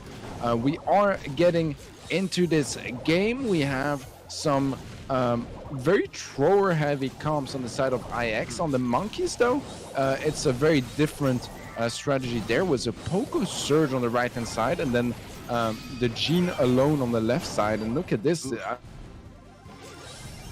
IX getting pushed so aggressively by the Monkeys, able to find a lot of value of that push, and it's 5-star lead already in favor of Monkeys.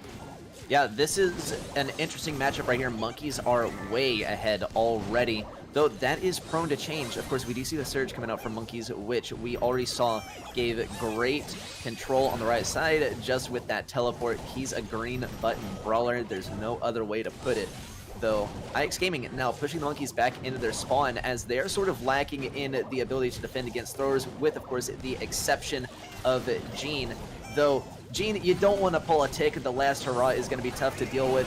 A nice defense there from the Monkeys, taking out the head first, coming out from Crying Man, and they're going to start taking back control of mid without incurring any casualties. This is actually a really nice feat by the Monkeys. Looks like IX, though, might be attempting a bit of a different strategy. Chepo getting taken out by the Gene pull, and now IX, they have a lot of catch-up to do if they plan on taking this match. They need this kill onto, yep, there's a kill onto Knight to get them ever closer to tying up this match. Second, now throwing it down a hedge, but it's not going to be able to stop Knight. We just need to see the Monkeys defend and get these heals out. IX, oh, wait, what? Taking this one back right at the end. What on earth just happened? The Monkeys, they had this one the whole game. Unbelievable. IX taking this first game. Oh my, Monkeys maybe a bit too spread out towards the end. We could see that their Poco was kind of there like, who do I heal? Like, what do I do now? And he pumped his super for the surge and didn't hit it, which as a Poco is going to be quite devastating because it takes quite a while to get your super ready. And it just means that, yeah, your teammate died, you're only 1 star ahead, and you don't have that super anymore to support your Gene that really needs it right now. So a bit of a disaster scenario here for Monkeys, as they definitely had the stronger comp. They played better as well throughout 90% of the game, but in the end, a bit of a choke, a bit of miscommunication, some placement mistakes, and that's going to cost them the game. IX was a really clutch win, but honestly, it's still good on the side of Monkeys that the first game they play against IX, they're really challenging them, and they had to pull out every single card to take that game. Whoops. Oh yeah, Monkeys like super strong. Hey, it happens once every stream. We see it happen to F dot, and I mean when we're co-casting on VSC. Though I mean Monkeys, yeah, with a nice performance against IX. Of course, we've talked about IX. They won the monthly finals this last month, taking down some absolute titans in a competitive sphere, and Monkeys coming this close to snagging this win, I think is pretty good evidence that the Monkeys are on the come up right now. There's no other way they could have made it to this stage of Brawl Masters, though. I mean, they do need to kind of adapt their strategy, because it looked like their comp was actually sort of a nice counter, especially with the Poco and the Surge combo, though in the end, it was IX that was able to take it back, though we're going to get to see what brawlers the Monkeys are bringing out this time. Here with the Edgar, the Poco, and the Gene. It looks like the Surge is out of the question. Knight has switched off of the Surge onto the Edgar. This is not the optimal matchup for him, though. He doesn't want to have to jump on the Crying Man. He would rather jump onto second or Chepo. Here comes the jump. Knight not quite going to get that kill, actually coming very close, though. Probably would have rather actually had the heals from Poco, though Poco was just a little bit out of range. Yeah, so far the 3-star lead. The Edgar getting ready for the jump in. The tick ahead will be what he gets as soon as he gets close, and we'll have to fall back. This is a pretty good scenario for IX. So the Crying Man is going to get jumped on by Knight, and a last hurrah is enough to dissuade him. And usually you would say, using a gadget to defend yourself from a super is not always ideal, because you can't get your gadgets back. Once you used all of them, they're just gone. But at the same time, Edgar is consuming a lot of gadgets to get his super faster and to get up close. So it's a very even matchup regarding that. Knight barely even able to defend that 1 second, is able to pick up the kill, and so far IX are just running away with a very convincing way so far. We'll have to see if Monkeys are able to pull up a bit of an IX comeback towards the last couple of seconds, but so far it's looking excellent from IX. Yup, it is looking really good for IX in second with the Crying Sprout.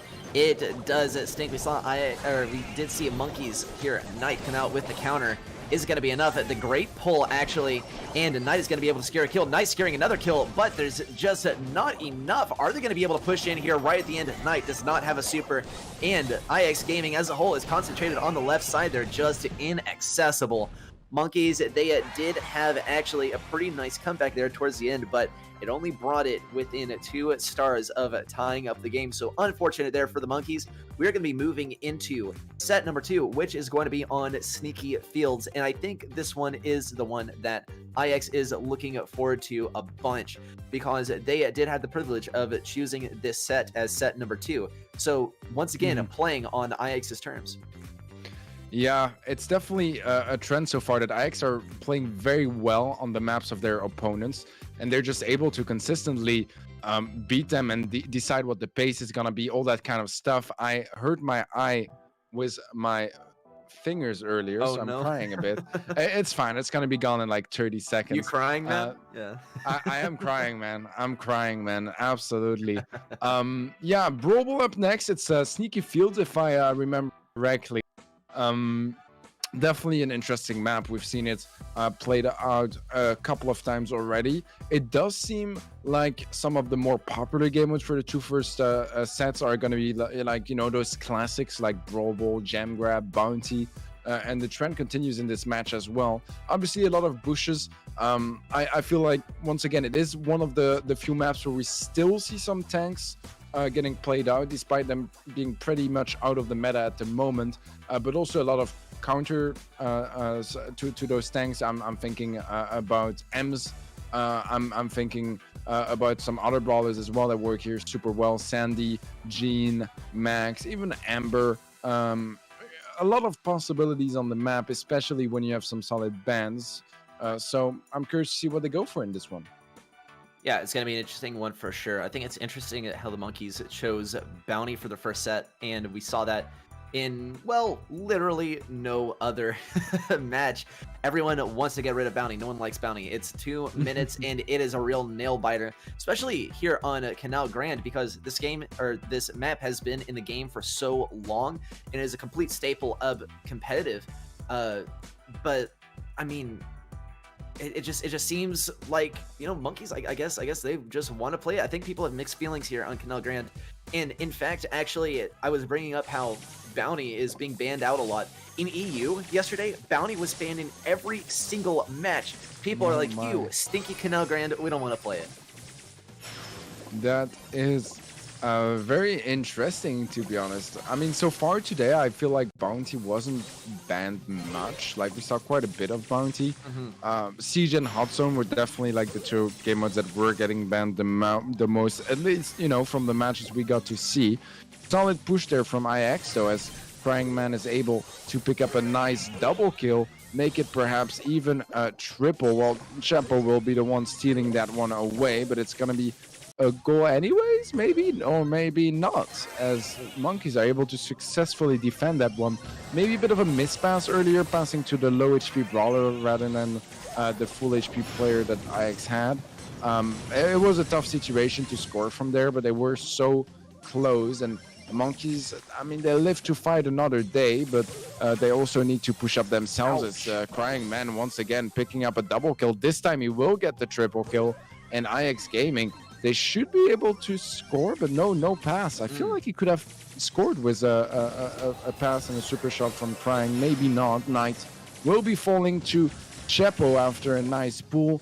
We have Second Best pushing up quite aggressively. That's going to be the kill onto Crying Man. That creates a bit of space for Monkeys. They're going to be pushing up. They want to capitalize on this one. Oh, that was close, but Lazy Range is not able to close this one out.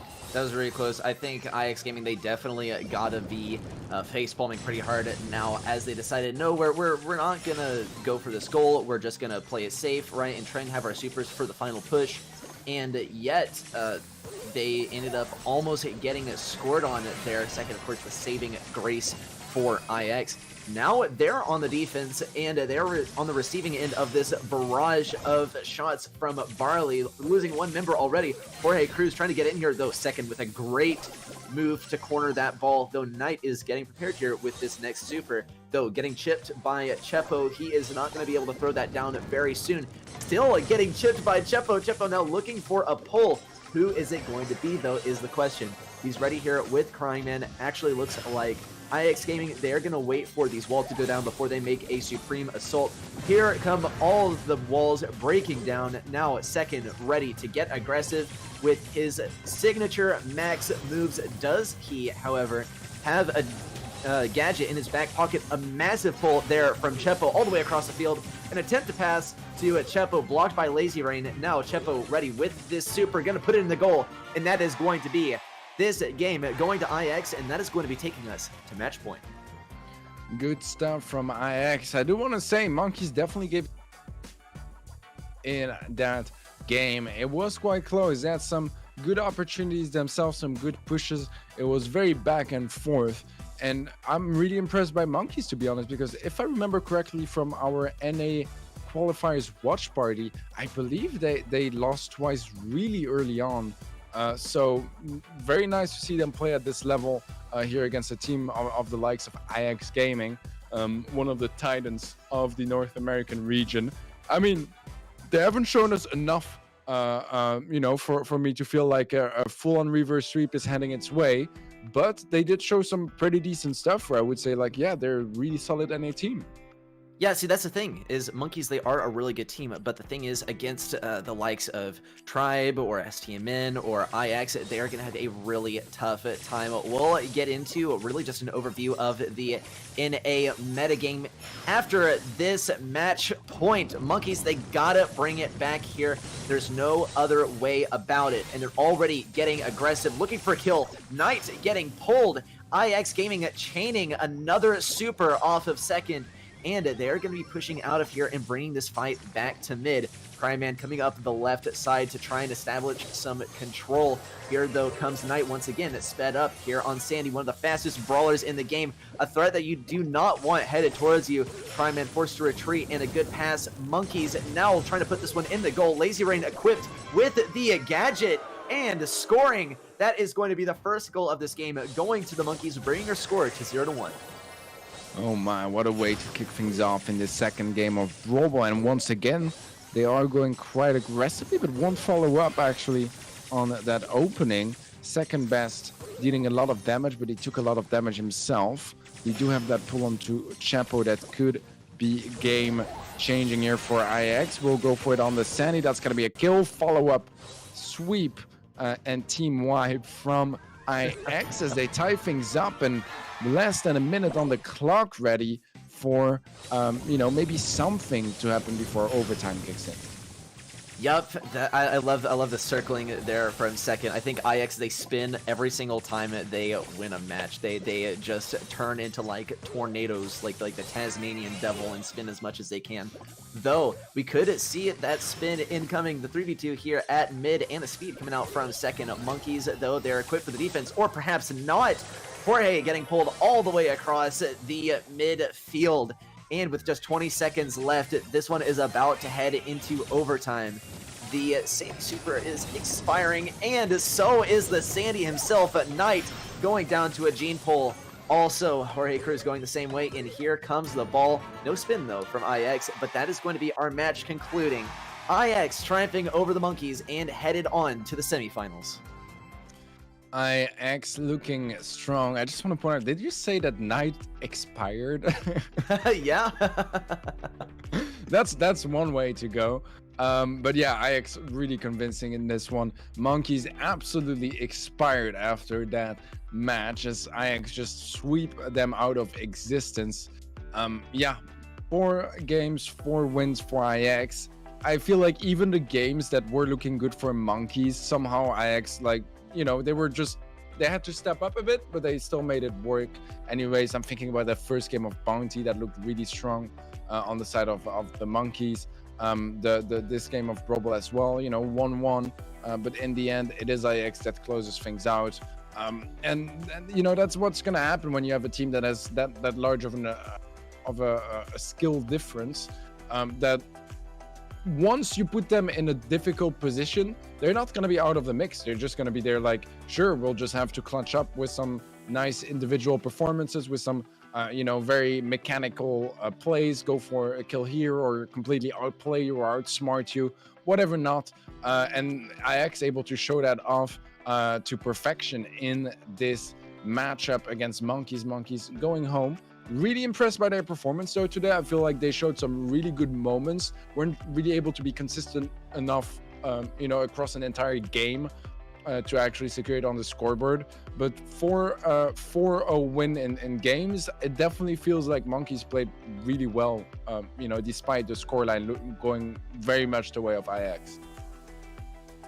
Yep, looking good. Definitely a banger that was just played. And now, though, we have a lot more coming up. Let's take a look at the bracket and see what is in store for us for the remainder of the tournament.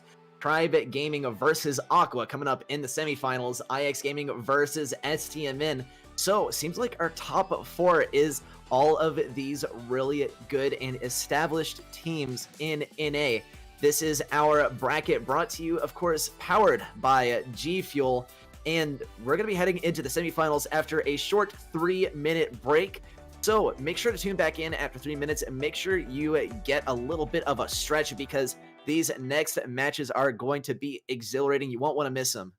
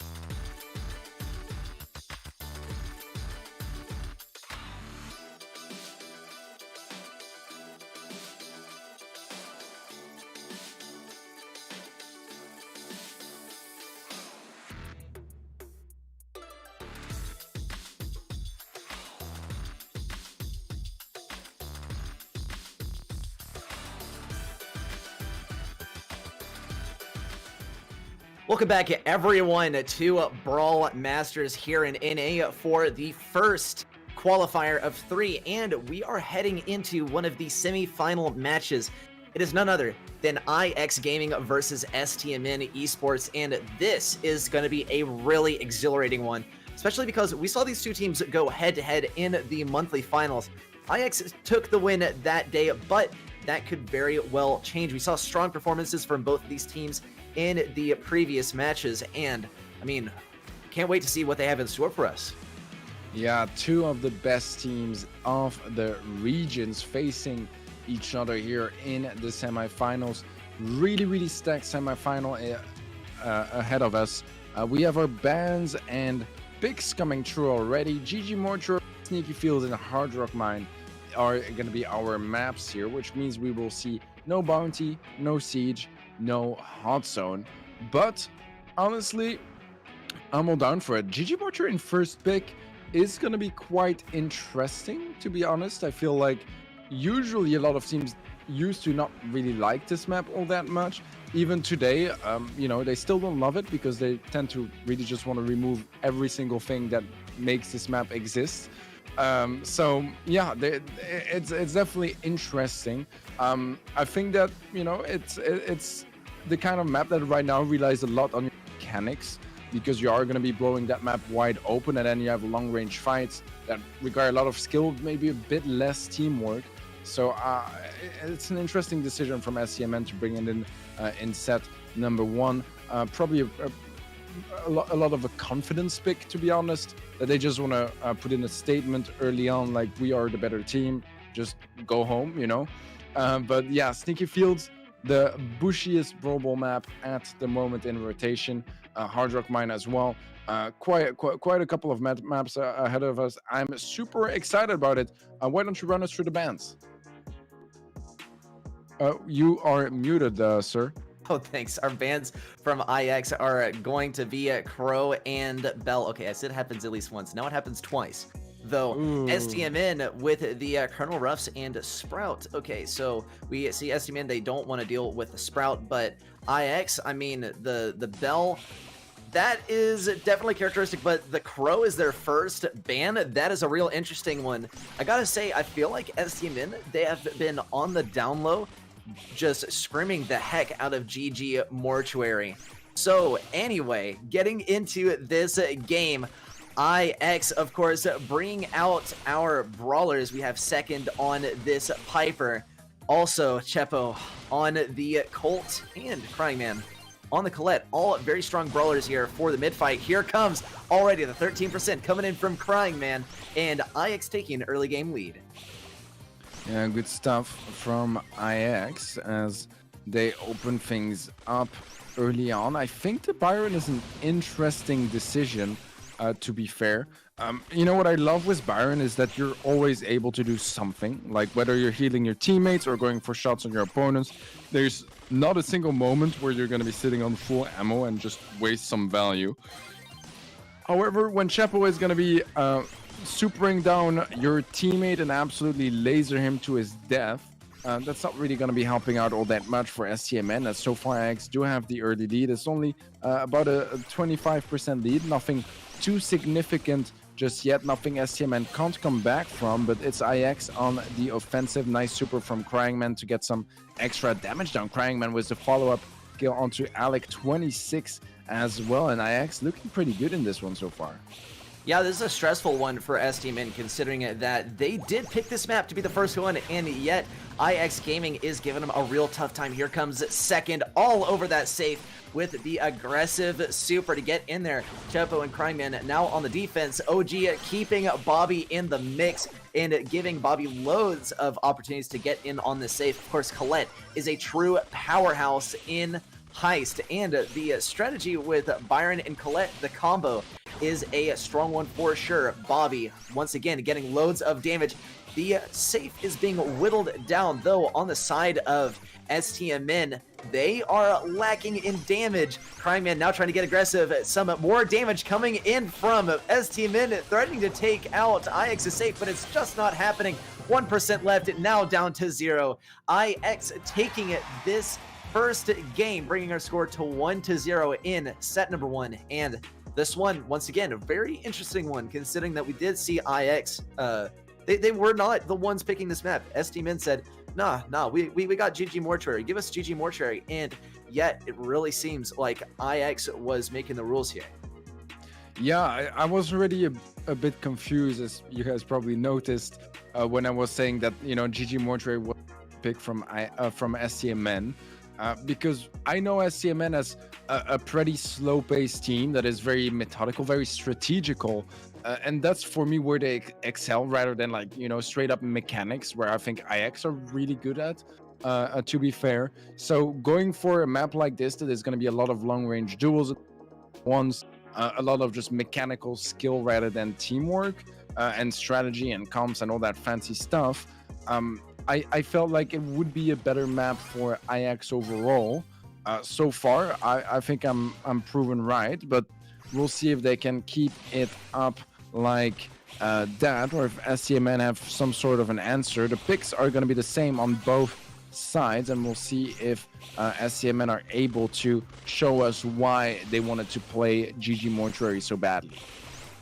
Yeah, STMN now trying to keep this fight up at mid, though IX Gaming putting up a worthy fight. Second here, getting a kill, and that is going to be the first little bit of a push for IX. Second with the vertical super, not going to work out so well for him, unfortunate. Yeah, sort of set him up for that one. Bobby getting a couple hits to bring that safe down to 90%, and STMN taking a slight lead in the early game. Yeah, it's definitely a better start from SCMN, but nothing too convincing just yet. 1 minute and 25 seconds left on the clock as SCMN are looking to go for another push. Super coming through from Bobby, just gonna hit that save with 5,600 extra damage. It's roughly 12.5%. We'll see if they're able to find some more value on that push as SCMN, or if IX can open things up and move upwards themselves. Shepo gonna get triple pinched there by SCMN. Jumped on from all sides. OG was a nice pickup onto second best as well, and SCMN so far, it seems like they're running away with this one. At least so far, it's looking really solid from them.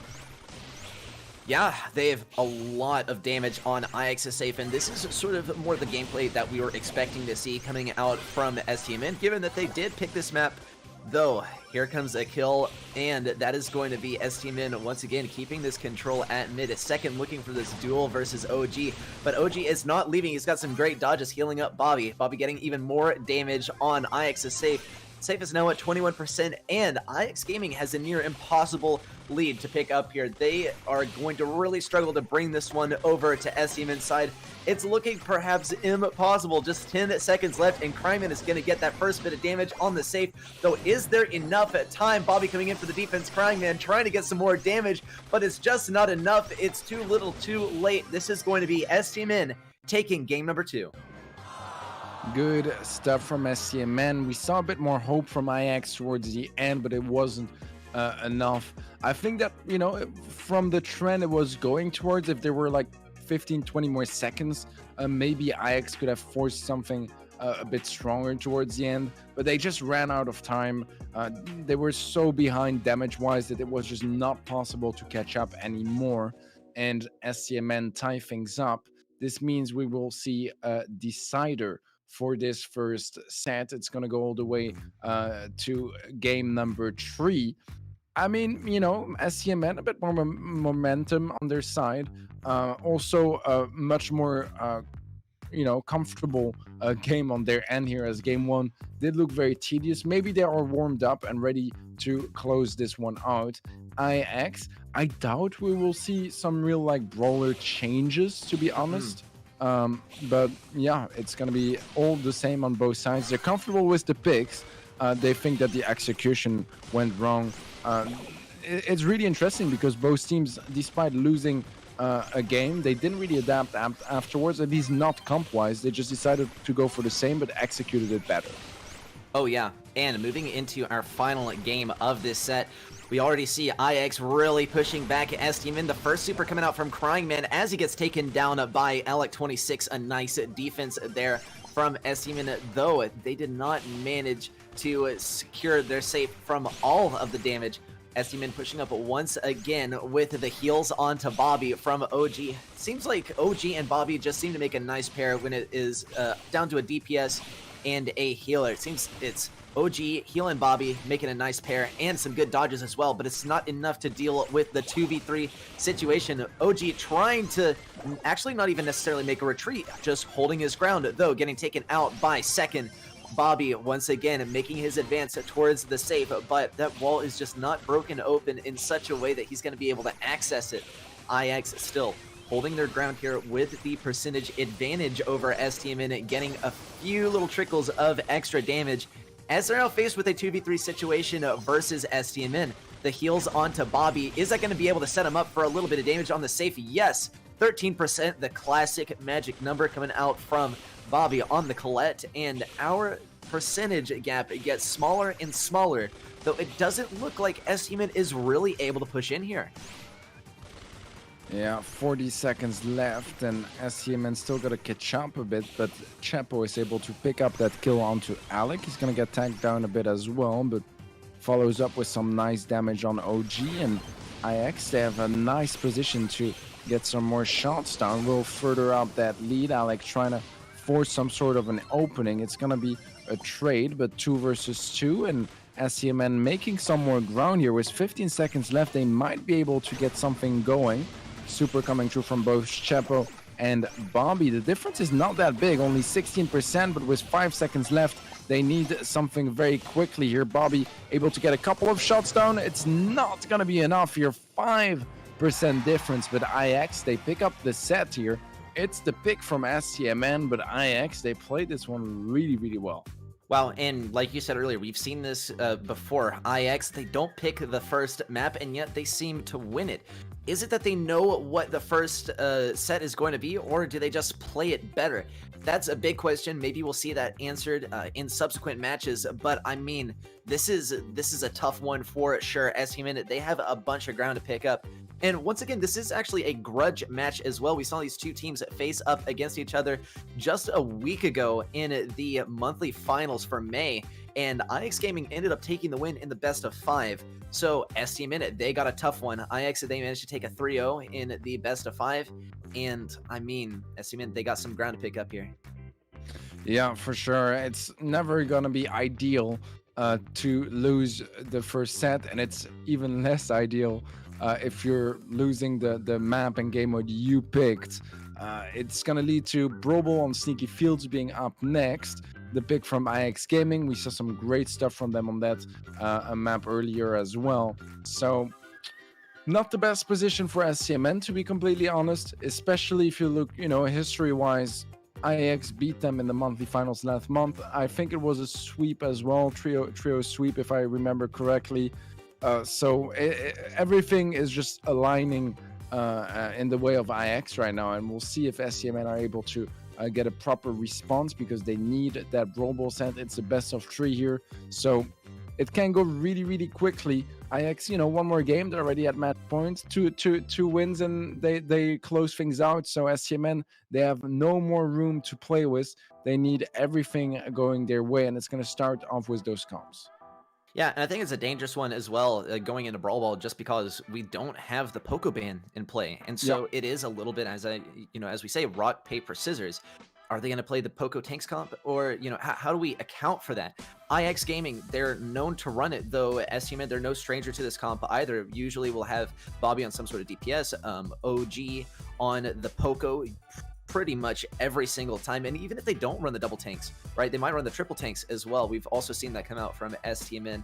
IX, not necessarily prone to running that, though the Poco double tanks is sort of one of their go-tos when the Poco is in play, when they are not running it themselves, especially when they're faced up against such a tough and stacked team as STMN. Looks like we're actually going to be heading into this next game in just a moment, and we're going to take a look at the comps. Actually, none of this Poco tank nonsense. We see STMN coming out with the classic Gene, Sandy, Max, and IX coming up with something a little bit more familiar, especially considering what we've seen in the previous matches. It's the Jesse, Barley, and Nita for the counter, and it looks like that bear is not going to be going down anytime soon, forcing stamina all the way back into their goal. IX now perfectly set up for this first goal. Man, I love the Nita meta that we have in NA. so far today. I don't know if it's a pick that you guys just play a lot at the moment in EU. Like, it's definitely better than it was, like, you know, like a year ago or something, but it's not very popular, to be honest. So very interested to see how it's gonna impact the meta here in the North American region. So far, so good for IX. They have the first goal. SCMN need to answer to this. They need to switch something up. Maybe a Gene Pool could open something. Chapo is really low HP, but he's still alive and dealing damage. Yep, looking good. IX forced all the way back. This is an aggressive Sandy Super coming out from STMN. A pull, but no pull, in fact. IX Gaming really trying to push out here, actually succeeding, but this fight is not going to return to mid quite yet.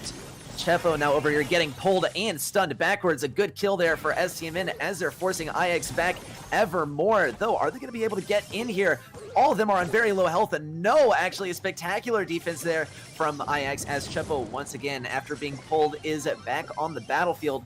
Really cornering Alec here in a bad situation. IX once again pushing up as we head to the last 3 seconds. Oh no! Bobby able to slip this one in here, and that is going to tie up our score. Oh my god, that was disgusting from Bobby, just sneaking out of the sandstorm with a gadget, knocking the ball out of his hands, and look at that. What a pull from Bobby to close things out as OG shoots the ball in, and STMN was their first game on the board here in that second set. They did pick up a game in Heist as well. Definitely much better from them, and it's at the moment where they need it. It seems like both teams, they just prefer the maps of their opponents. It would appear so, actually. I mean, this game was very important as well, because if STMN had not won this one, then IX would have gone to match point. And yikes, that one really does take a toll on you mentally, because you are just staring defeat right in the face, and it just comes down to one game. So STMN, they have carved out a little bit of space for themselves to now grab some footing against IX Gaming and establish a little bit of momentum of their own. That was very quick at the end. We headed into the last 30 seconds of the game, and STMN scored both of the goals and ended it right then and there. IX Gaming, they were looking very strong, and it actually did look like they were going to hold their own through the end of that game, but STMN proved them wrong, and I think it did, in a large regard, it come down to the comp that they were running. The Max was just so instrumental in scoring the goals. Of course, Gene, super handy for pulling Chepo out of position. We see the adaptation now coming out from IX Gaming, now switching onto this EMS. Yeah, that is definitely a strong pick on Sneaky Fields at the moment. We've seen it played quite a couple of times already today. EMS is in a pretty good place at the moment. But look at that, strong pushes. Alec picks up a kill. It was actually double for Stamina. They get the team wipe right before they score. And so far, so good for Stamina, man. They're definitely really solid in this one. They are going to get pulled as well. We switch sides, by the way, from the spectator point of view. Oh my god.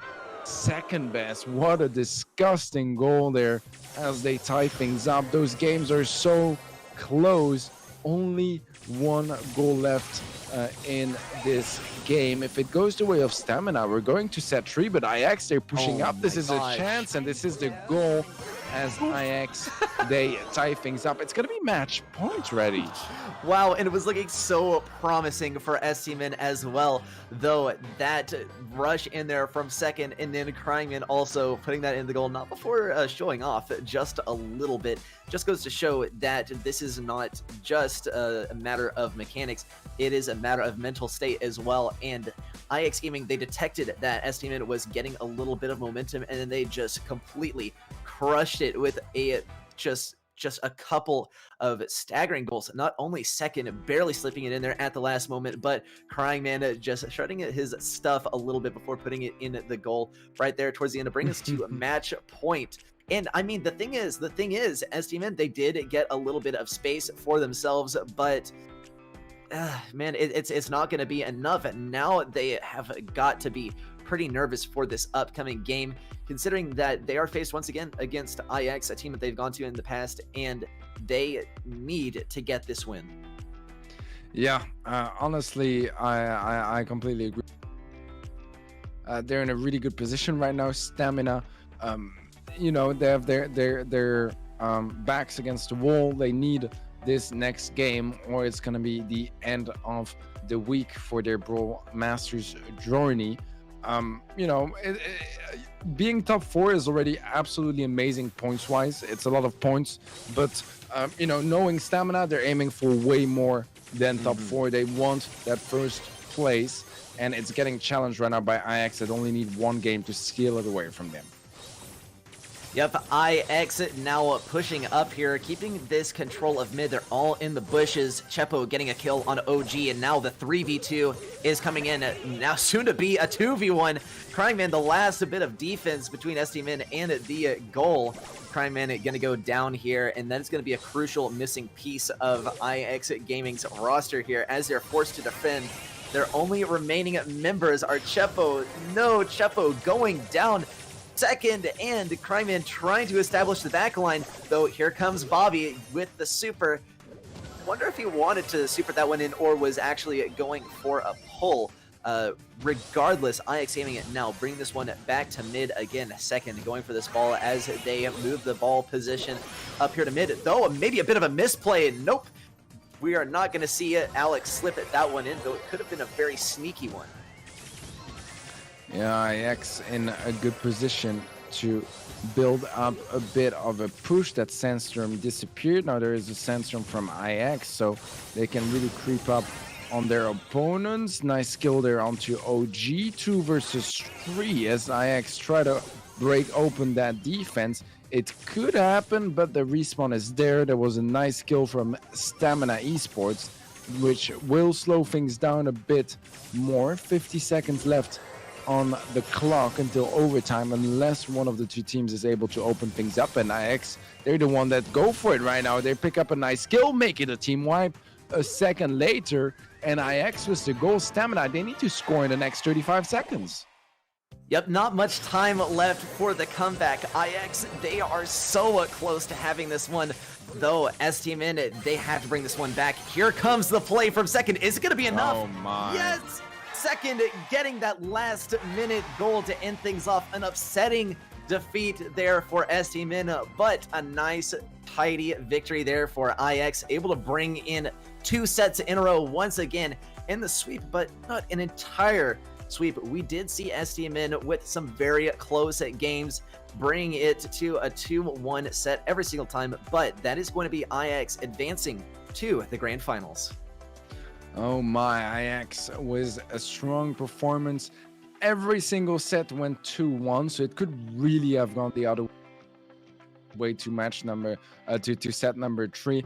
All in all, just a really close match, but it's gonna get closed out in 2 sets, both in favor of IX Gaming. That will see those grand finals today. Stamina, better luck next time.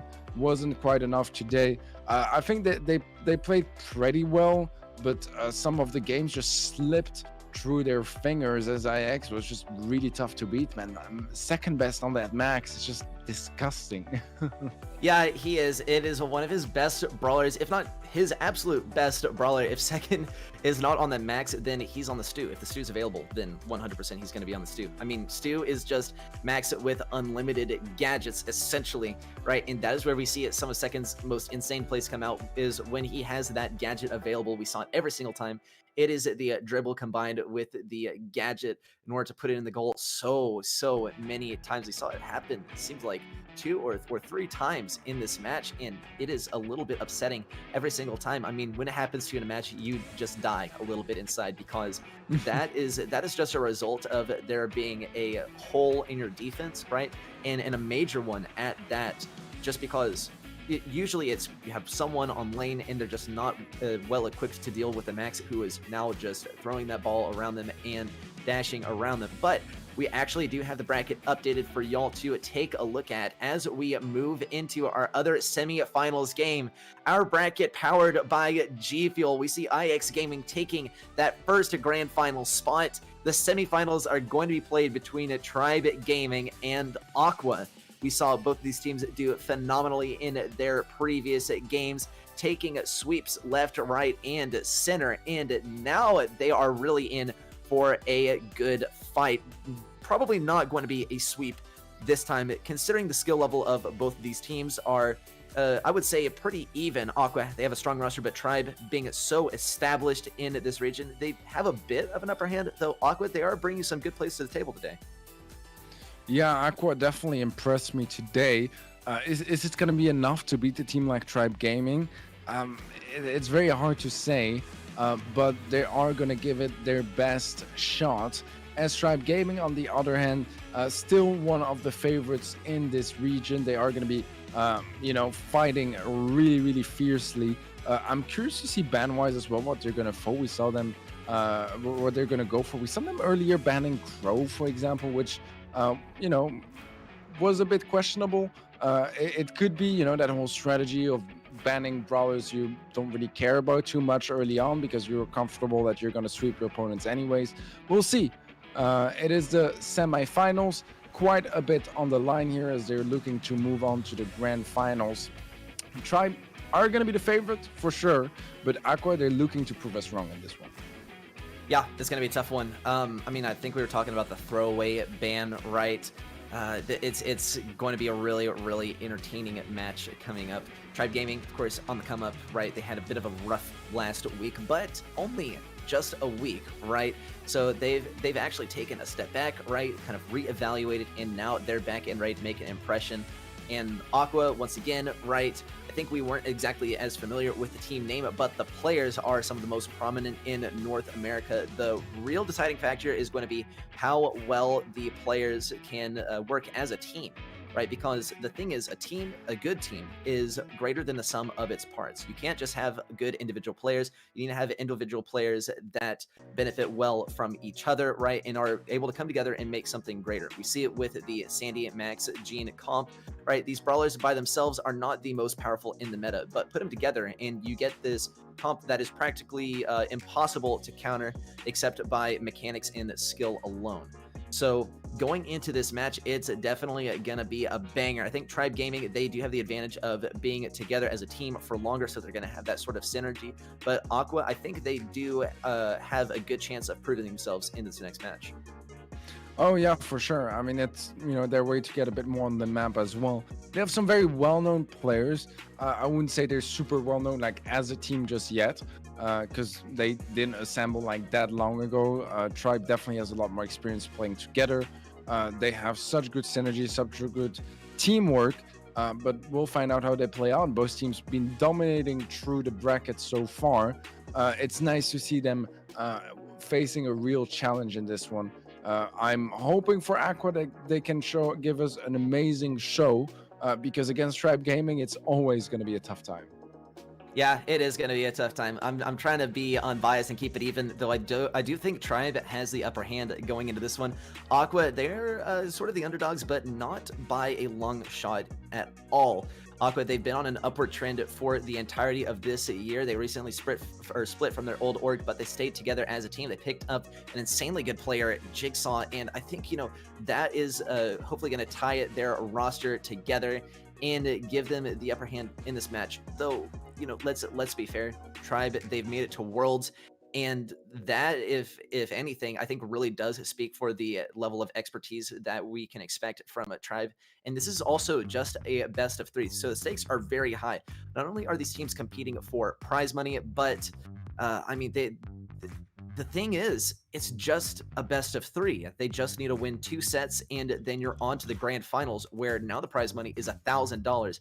It is such a huge upgrade, and the stakes are very, very high. It's definitely a high-stress situation, and I think especially with these matches being broadcast, these teams are going to have to keep their nerves under control. Yeah, for sure. It's always something to take into account. I do feel like Aqua, they should be all right regarding that. They have some players that do have quite a bit of experience. at least individually or in small duos and such.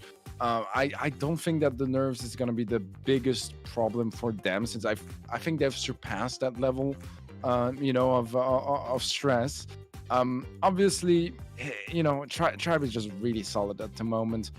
Maybe not as solid as they've ever been, but definitely still a really big threat for any team that wants to advance through that bracket. And Aqua, they are going to have to power their way through it. The maps and modes are going to be GG, Mortuary, and Heist. That's the pick from Aqua. Siege is going to be Bottom. It's the pick from Tribe. And then Hard Rock Mine in Gem Grab is going to be our decider. This means no Bounty, no Brawl, no Hot Zone.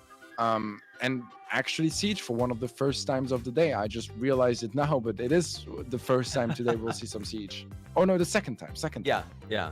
The Siege is definitely a refreshing one. I love to see some good Siege just because the game mode has so much depth.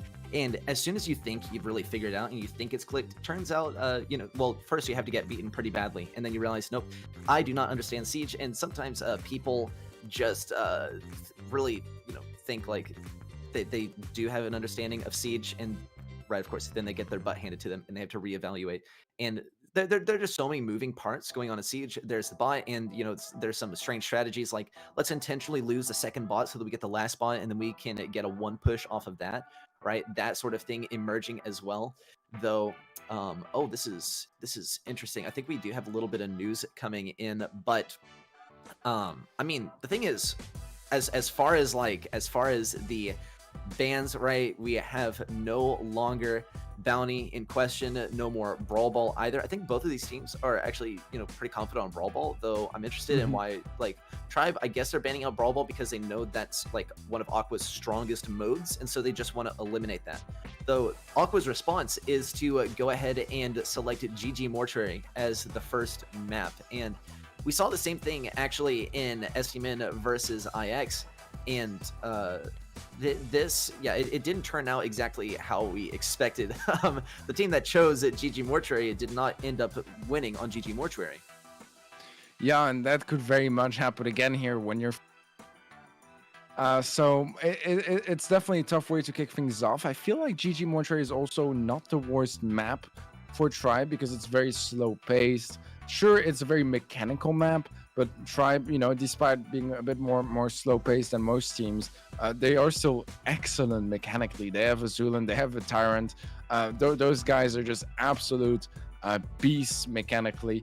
Bottrop is also, once again, a very, very open map. Although GG Mortuary technically isn't an open map, it's always getting opened up by those Colts and those Pipers and such.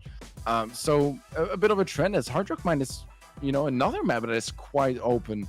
So it seems like that's what they want to go for in this matchup. I feel like out of the bans, most of the important stuff is out. The Gene as well, I really like that ban.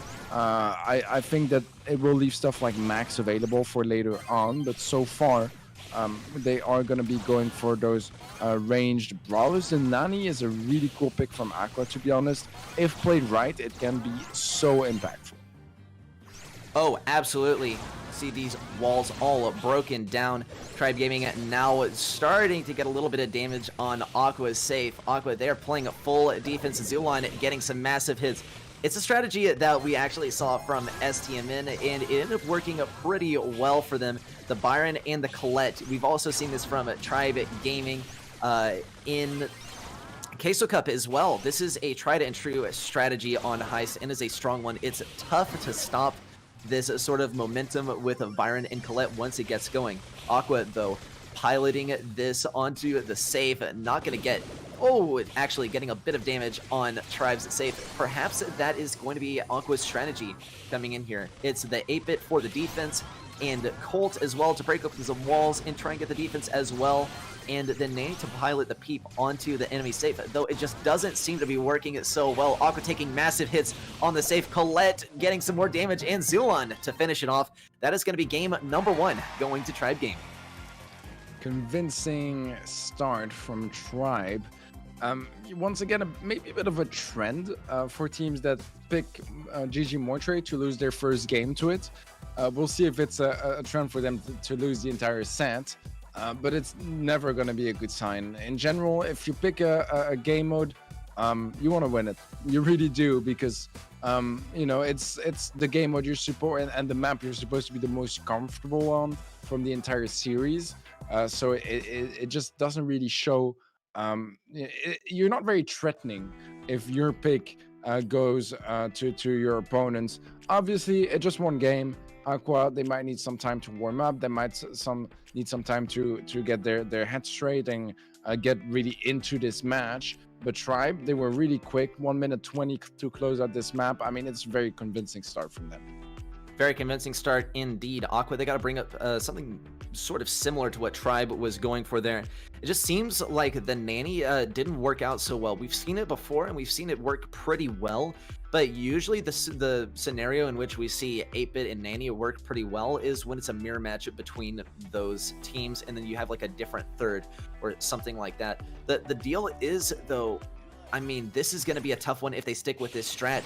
Tribe now sticking on the comp. Aqua, though, changing things up. They're bringing out the Piper and the Colette this time. Goodbye to Nanny. They got to have Jigsaw get in on the safe and deal some damage. This is perhaps going to be their way of keeping Byron and Colette back. They got to get some damage onto Corey. That is going to be the first person that needs to fall. Jigsaw barely out of range. Zara also just trying to get some hits on Corey, but Corey is staying just barely at the edge of his range. Tyrant going down, and this is now a 3v2 in favor of Aqua. Yeah, good stuff from Tribe as they're able to get back from that situation. They're pushing upwards / trying to sneak on that right-hand side, but the super from Tyrant will engage the save here and kick things off damage-wise. There's some nice follow-up damage here as well. Tyrant up close is able to pick up the kill. He might just go for some damage, don't know. Yeah, he's going back for defense. He wants that super. One tag will do. Here we go. Another super, another 12 and something percent damage. Honestly, really solid from Tribe, but Aqua, they got quite a bit of damage of that push, actually. They're only 11% behind. If they can win this fight, they would take the lead again.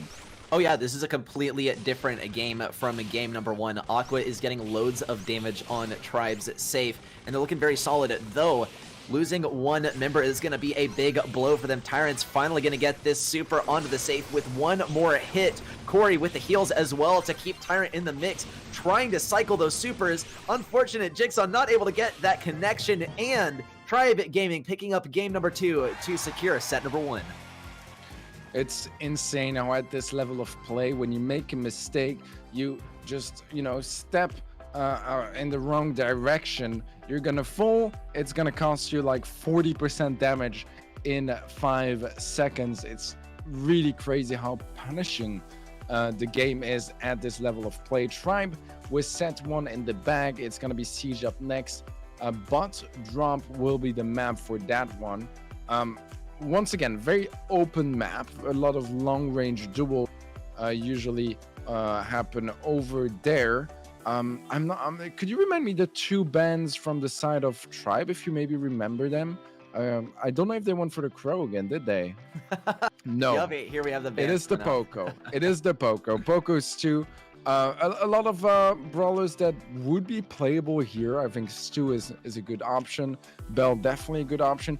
Jean can be played here for sure, but you definitely want to combine him with a max if you do. Poco also played if you go for like double or triple healer, which we do see on this map quite a bit as well. You go a triple healer or double healer max, for example. Very much playable. So that's going to be removing at least that option as well. You could still go like for like Pam and Jean or Pam and Jean Byron. It's still viable, but it's going to be a lot less strong because Poco can just heal both teammates up so much, including himself with the gadget and his super. It's a lot of value. So it's going to probably force some longer range fights onto bot drop, removing that healer meta. I'm not sure. Maybe they would still like to go for some healers, but from the sound of it, especially with Crow available, you probably want to stay off those healers in bot drop here. Yeah, another thing is I think Colonel Ruffs has been a bit of an underrated pick here, right? It's not really something that you go to immediately. You don't see this map and go like, oh, Colonel Ruffs would work really well here. But no Colonel Ruffs from either team, actually. It's something we saw a bunch from IX, but not going to come out from either of these teams. Jigsaw getting an early kill in combination with Czar. That is going to be Team Aqua now winning this first bot with just 2 bolts, but that is, of course, how the first one goes. It's never going to be a very large bolt count on the first siege. Aqua now coming in, and Tribe is forced to defend with only 1 super, and that is Zulon, but he's not going to be using it. In fact, he's backing up all the way to try and get maximum damage on this bot. The really important thing for Aqua here is just to back up and get control of mid. And Tribe, they're taking a bit of a different approach. Usually we saw teams trying to push up mid, but Tribe, they are using the lanes to the fullest. Tyrant coming up the left, and Corey using the shield on the right. Those slashes going to secure a kill on Corey, or at least come very close. Corey actually escaping with just a bit of health. And we do see Czar snagging that kill right there. Aqua maintaining this lead, heading into our second siege of the game, which is going to go once again to Aqua. Oh, never mind. It's a tie. Oh, what?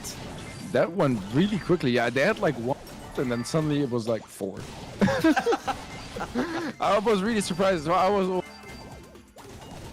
seeing they get the second siege, but as well, the tie is quite an interesting moment as well, as Aqua does have the bold lead, but actually Tribe that control for a bit longer towards the end. The jump in from Jigsaw is gonna get punished immediately for it, but does get the slow on Corey. Corey doesn't care. He has cover. He can get that shot down on to Czar while being safe. And sure, Aqua, they are a couple of bolts ahead, but look at the amount of control that Tribe has right now. Zulin looking to get a finishing shot there. Won't get it, but it's Tyrant to close out the kill on Jigsaw. It's a trade, but it doesn't matter because control is in favor of Tribe. They get that level 13 siege, but was close. Almost was a tie once again. But now Tribe, all they need is 7% damage to tie things up, 8 to pick up the win. It's gonna happen here. There's nothing Aqua can do about it. It's too big of a siege bot, too strong from a push, and Tribe get to match point here against Aqua. Well, no wonder we saw this picked for set number 2. Both of these teams are so powerful on this mode. Of course, Tribe is heading into a match point, so our next game is going to be absolutely vital. Though I think Aqua, they still do have a really good chance of it coming back in this next game. I mean, they were looking very clean. It was just a split-second difference between a tie on the final siege and Tribe Gaming taking that bot. I mean, it went from 12 to 13, and it was just, you know, the bot spawned immediately after. It was so close. But I think a real interesting thing to note is that the bolt count tied up right before that second siege, and that just went so quickly. Neither of us were expecting it, in fact. And then we saw Tribe Gaming able to take this back by just a 1 bolt lead. Though we are going to be heading into game number 2. It is the match point here in set number 2. 2 very accomplished teams here in the semifinals. One of these teams will be heading to the grand finals, and here Tribe is favored. They just need 1 bot, or at least 1 game. 1 bot could be the deciding factor, though, if they manage to get a 1 push, but the first bot goes to Aqua, as now Aqua needs to get either mid control entirely or get a few taps on this safe. Yeah, they are gonna play it safe, but they will manage to pick up some nice damage there. 12%, not too shabby, nothing crazy either, but Tribe have the bold lead. Aqua do have control right now. Tribe, they gotta focus on getting some bolts that leak towards their side, as it's not very likely they will get the siege bot, but now that they actually took on full control, it might as well happen. For 2 seconds left, they're gonna get the siege bot actually, and they're not really behind in bolts either. They will have a 2 bolts disadvantage, but that's really not that significant if you get to keep control after the push. Yeah, we do see Tribe Gaming coming in with this bot. A good defense actually from Aqua. It's not happening anymore, though I do want to point out we saw a spectacular defense there from Corey. Not only did he face up against Jigsaw and manage to take out Jigsaw, but he was defending against Slash for so long. And considering he's playing Sprout and really does struggle in those close-range situations, which his enemies were forcing him into, he did manage to come out relatively unscathed and hold off 2 enemies at once. So great play from Tribe Gaming, though they are trailing by just a few bolts, though Tyrant is holding 3 bolts and they will be deposited over time. Aqua, they gotta get in here and get some bolts. Slash needs to be able to pick up this bolt. A good dodge from Slash, able to get away from Corey, though here comes the last bot, and it will be going to Tribe. They are trailing just a little bit on percentage, so unless Aqua gets an amazing defense here, their goose is cooked. They are done. Yeah, and I think it is here. Indeed, enough damage has been dealt already. They're gonna look to get as much as they can, but Tribe Gaming with a really solid victory against Aqua. 4 games played, 4 games won by Tribe Gaming, and that means that they move on to the grand finals to face IX Gaming. Extremely clean game there from Tribe. The entire match was exhilarating to watch. Aqua, they did put up a good fight, but it just didn't seem to be a match for Tribe Gaming. Tribe, they're back on the come up after a little bit of a mishap, but they are showing it that, just after they get to, take a deep breath, they are back and they're headed into the grand finals to face off against IX. IX, they did not have the privilege of facing off against in the monthly finals, though now we're finally going to see that match. We are going to take a look at the bracket just to get an overview of how our teams got here at the stage of the competition. Here is our bracket powered by G Fuel, and take a look. Tribe Gaming versus IX Gaming is going to be our grand final. Tribe Gaming, they started off in the round of 16, took down Valhalla, then Dudadunga, and just now Aqua. Similarly, IX Gaming starting off in the round of 16, taking down Unknown, then the Monkeys, then STMN, and finally ending up here. And the thing is, the teams that that both Tribe and IX have been faced up against, they are well known in NA. We've seen them all in the monthly qualifiers. They did not have an easy path to get here to the top in the grand finals. Yeah, I do feel like Tribe had maybe a tiny bit of an easier path, just because, if you look at IX, like that STMN, which is just a really solid team, and Monkeys and Team Unknowns are like really good as well. Tribe, they definitely had some solid teams matched up against them, but although I feel like it's very even until the semifinals, like STMN is a bit more of a challenge than Aqua, I would say.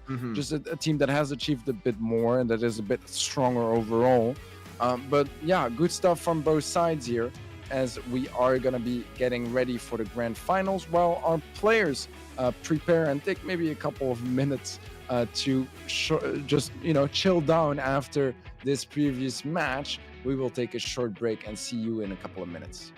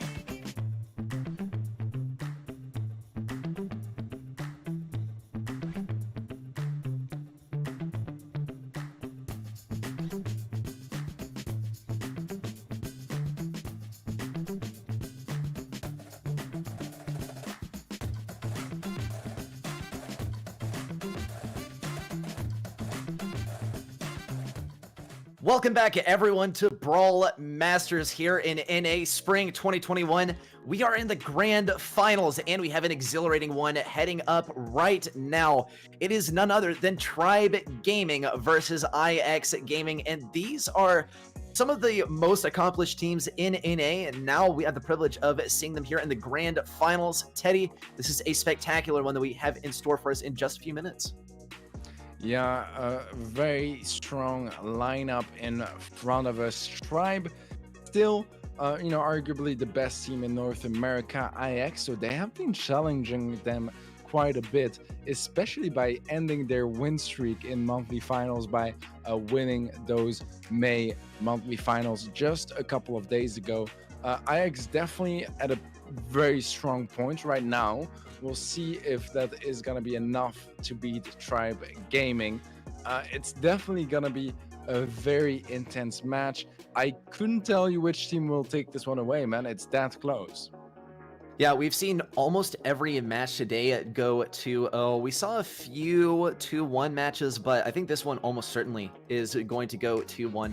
It's going to be down to the bitter end. The other thing is, of course, with our draft format, both of these teams are going to get to single out their best modes and really get a handle on what sort of map they're going to be playing and give themselves the best advantage. I think the most interesting thing, though, is going to be see what sort of bans are coming out here, because we saw earlier IX, they were banning Crow every single game, even on maps where we didn't think Crow was one of the best brawlers. And I think we theorized, yeah, maybe that's a throwaway. We'll have to see versus Tribe here. In fact, there's pretty much almost no tougher opponent that they could face here. I mean, they're pretty much 3 top teams in NA that are roughly on the same skill level. If you're on the same side of the bracket as them, then you are going to be in for a real rough time. But there can only be 2 in the grand finals, and we have our teams Tribe Gaming and IX Gaming coming out with their map and mode bans.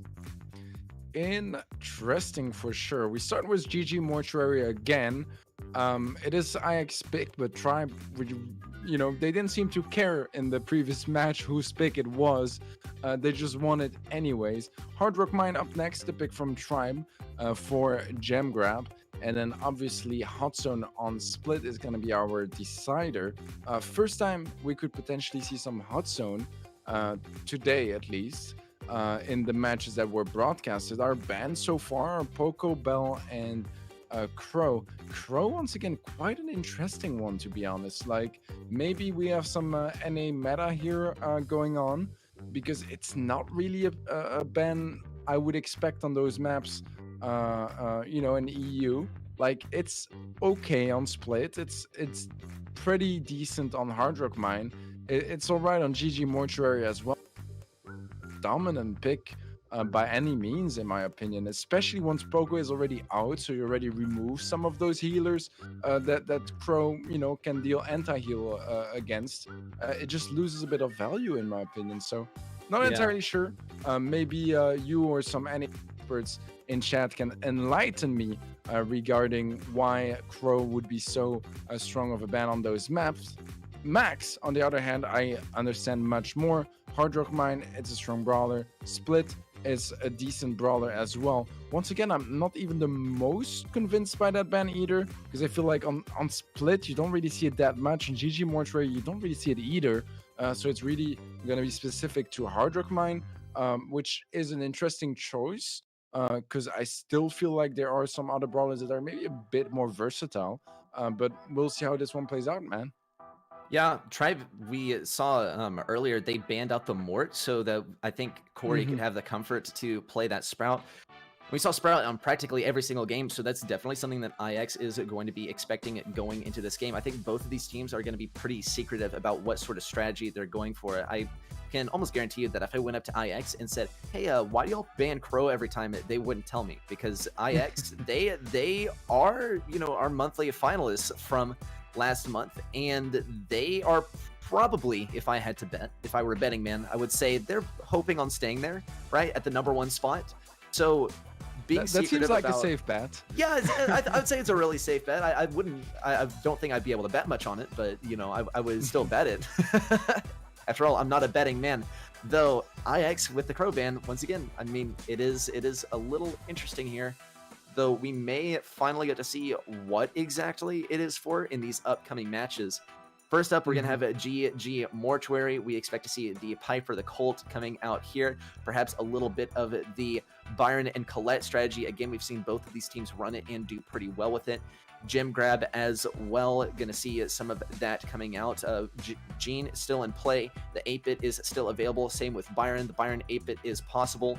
We can definitely expect to see Colonel Ruffs on Gem Grab as well. We've seen Colonel Ruffs on Heist before, and it doesn't exactly work so well, so perhaps not there. No. Though I think it's going to go down to a split because, of course, we have some very evenly matched teams, and I think it will. I think the skill level will roughly balance out, and we will head into Hot Zone, where things are going to get really shaken up, considering that we have not seen a single game played on Hot Zone yet. Yeah, it's very much possible. I think this first set is just going to be so important because it is IX's pick, but I do still feel like Tribe overall might be slightly better. So if Tribe are able to seal that first set away, I'm confident enough that Tribe would most likely win Hard Rock Mine as well. It's a really good map for them, a really good game mode as well. So I could go at seeing 2-0 that way. If IX win GG Mortuary, it's going to be a different story. I mean, they could definitely cause some trouble in the Hard Rock Mine, but I feel like that's probably the game mode where it's the most, I don't want to say decided already, but Tribe is just so good in Gem Grab. They're so methodical and they're so good at approaching that game mode that it's going to be a big challenge. We'll see. I think this is a really exciting matchup. Could absolutely go either way, but that first set is going to be so capital. You know, whether Tribe can steal that one away and start off with some momentum and a stolen set, it could make a big difference. IX, they looked really solid today as well. They looked really solid a couple of days ago in the monthly finals. So they are definitely fighting for that #1 spot in North America. They're close to it, man. They're close to it. Solid at the moment. But tonight could be one of those matches that just solidifies their current position as monthly finalist winners. Yeah, another thing, I mean, you know, the maps and modes are certainly important. We've seen both of these teams play really well. It's no question who has a bit of an upper hand on some maps more than others. We do see a very good play, very solid and consistent play from Tribe. The bans from Tribe, I feel like, are a little bit more targeted towards IX. We have the Poco ban because Tribe is known to run the Poco double tanks and do very well with it. Also, the Max ban, I think, is directed at Second, being a phenomenal Max player himself. Though, getting into our first game, of course, we have the wall breakers coming out. Though IX, for whatever reason, they are not running their own wall break. Apparently, it is not that important to them to break open the walls right off the bat.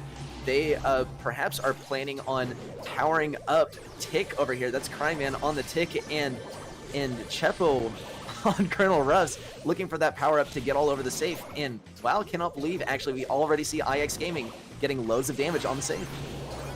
Yeah, this is going to be a comp from IX that is all about speed. And look at this, they're actually gonna go for the base rush, and I think they can just close this one down. Oh, it comes wow. there, yeah. Wow, what a comp from IX. What a way to surprise Tribe Gaming early on.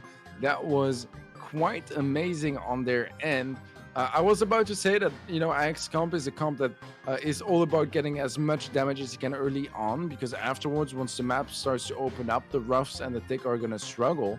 But they didn't even plan to get to those later stages of the game. They just pushed up and closed it out in like 30 seconds or something. It's absolutely wild what they went for. I love it, man. I think it's such a surprising and fresh way to play. And, you know, we see now why they wanted to play this map specifically against Tribe Gaming.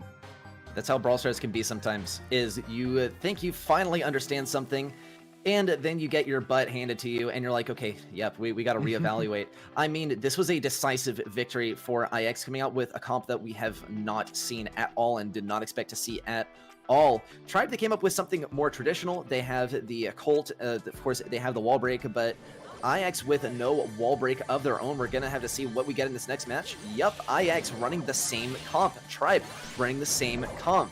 Tribe are probably a little bit better equipped, though we do see the early pick coming out from Second and the first bit of damage imminent on Tribe's safe. Looks like this time they're not going to underestimate the amount of damage that IX can deal with just Ruffs and Tick.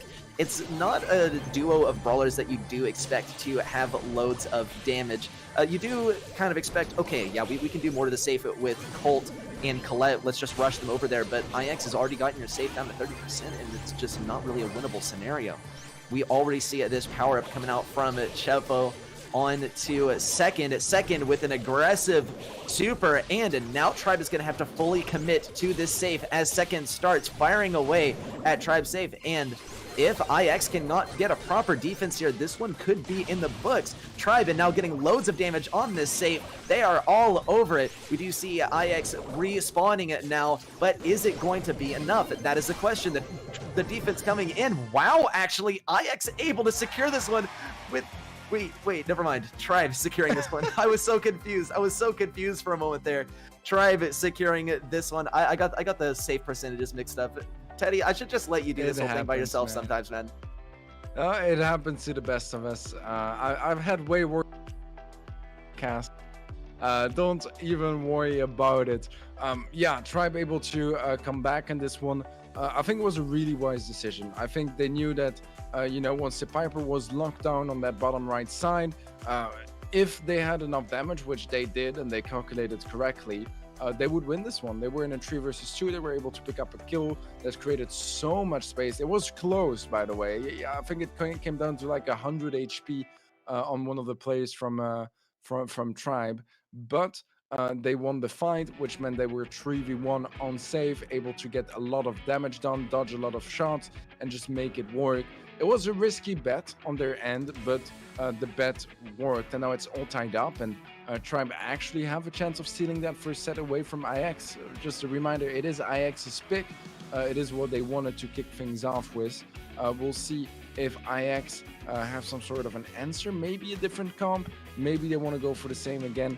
I really like their comp. I do feel like it struggles a bit more once you expect it and you're ready to face it. So yeah, we'll see. The element of surprise is gone, but it was still a close game, to be honest. It was a very close. It wouldn't be. Yeah. It wouldn't be like super surprising for them to keep the same comp, although I expect them to go for something maybe a bit more similar to what Tribe are playing right now. Yeah, this is true, and we'll have to see coming into this next match, what is IX going to be running? Yep, they're going for something a little bit more traditional. They have the Colt coming out already, the Ruffs as well, and it's just... seems like it's all Tribe right now. Tribe already getting extremely aggressive. It's not a mirror match by by any regard.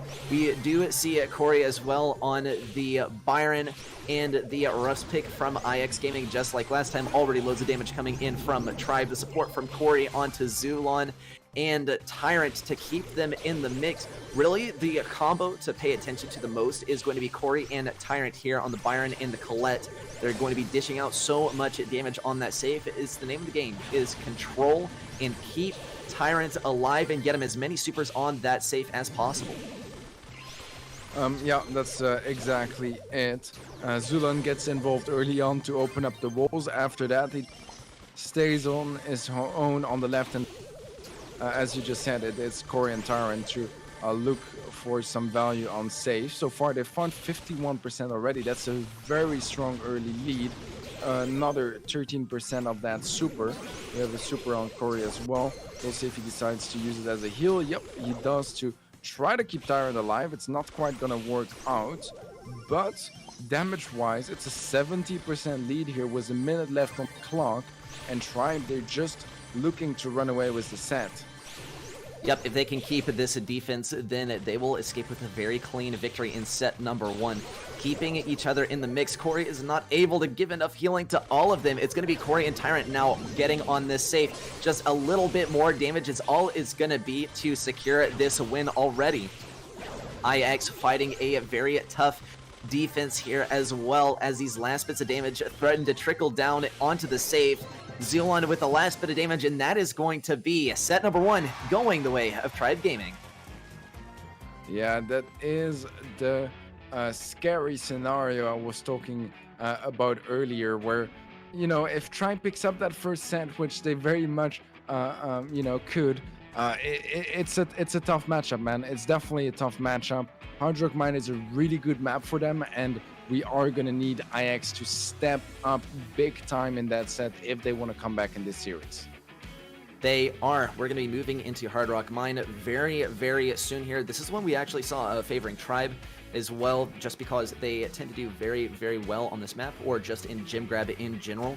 IX Gaming, not too shabby on Hard Rock Mine, to say the least.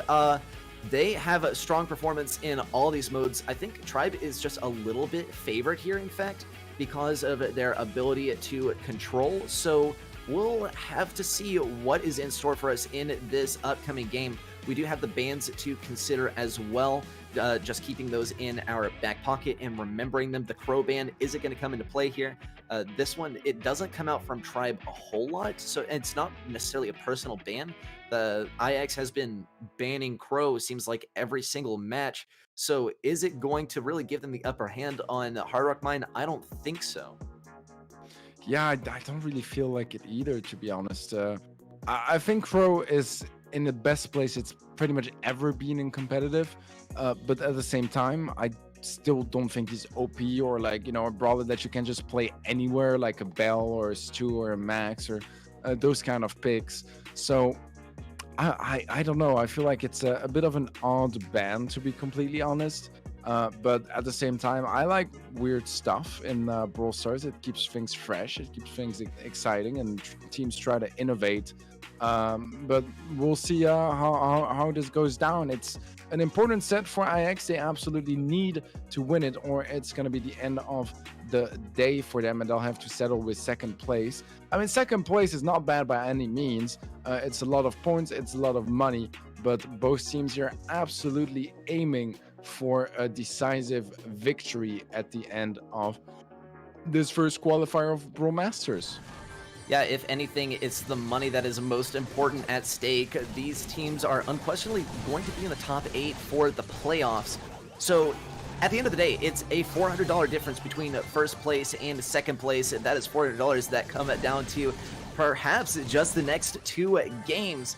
We don't want to see IX losing their footing here, but it appears that actually Tribe is gaining a very strong grip on mid here, especially with Zulon here on the Rico, taking the lane and forcing Cryman over here more towards the middle than he would like to be. Corey likewise on the left side here for the Sprout 1v1. Tyrant getting his super getting taken out, in fact, by second. Not looking so great though. Admittedly, neither 8-Bit does have their turret ready to go, so it is a pretty even match. Power up also going to IX. If they can reach it, it seems to be just barely out of reach, and Tyrant is going to be playing control over the Ruff's power up. Yeah, Tyrant on 8 gems. It's just a bit late for IX.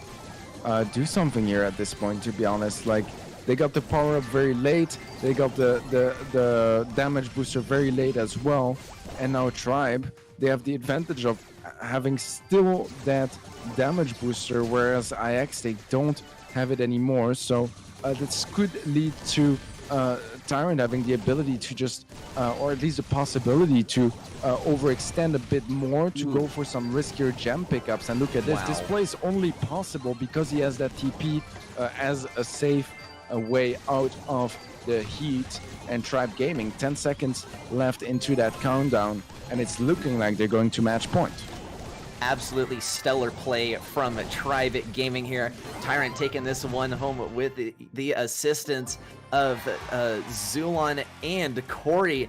Great play there from Tribe Gaming to take us to match point. It was a closer one in Heist, but Tribe Gaming, with their choice of Gem Grab from set number 2, I mean, it is no question that this is the mode that they are comfortable on, and they have really proven that, even faced with what seemed a bit like a mirror match, right?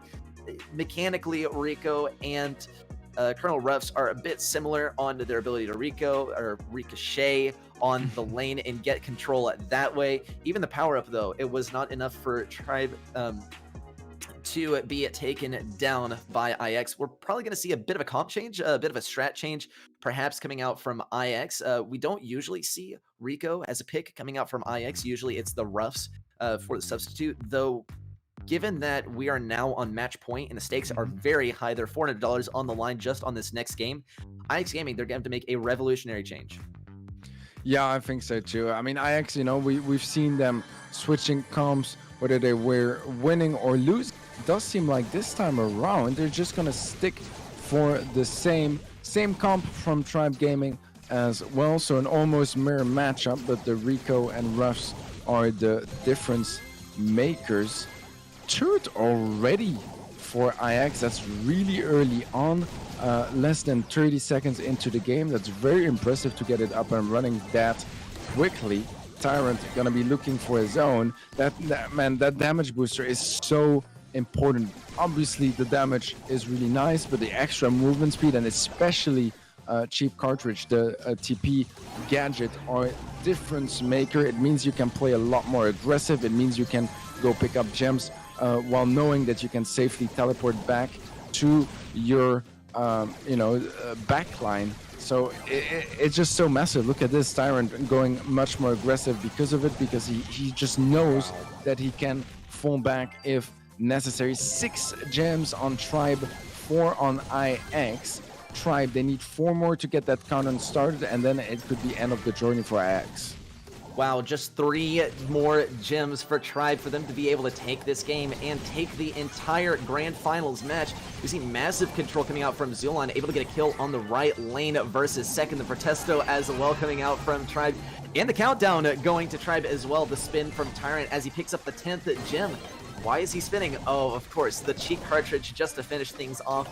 Tyrant in an untouchable position and seemingly an untouchable team. Tribe Gaming taking a decisive victory over IX to close this one out. Tribe Gaming will be taking first place in our first day of qualifiers in the BrawlMSTRS tournament here in NA. So congratulations to both of these teams on their performance today, but there can only be one first place winner, and today that will be Tribe. Yeah, great stuff from Tribe overall.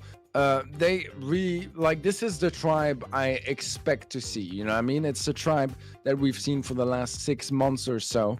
The last week, maybe a bit more bleak than what you would usually expect from them, but it seems like they are back in a really good form at the moment. They've had some really impressive performances just throughout Brawl Esports.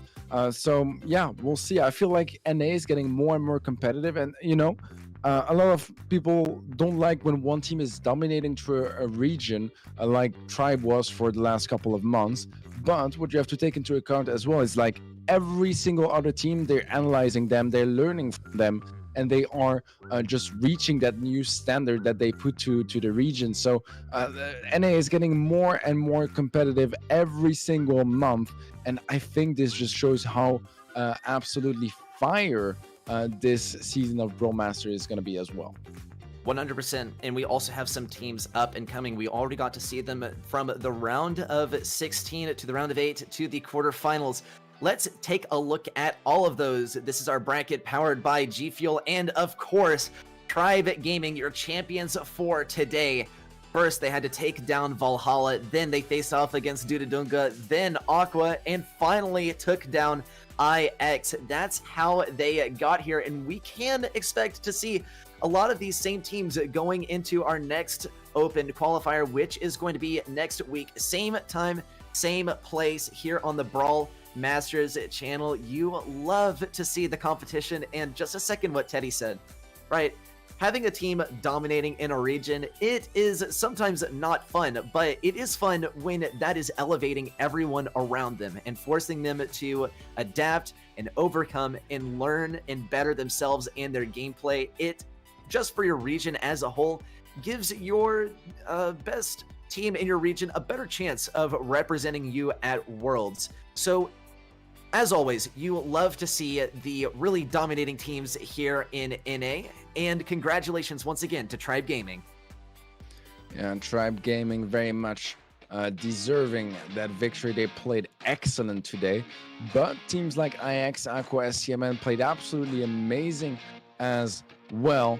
This is our current leaderboard for the North American region. So top 5 till 8, all tied up is AEIS Club, Monkeys, Off-White, and Dududunga.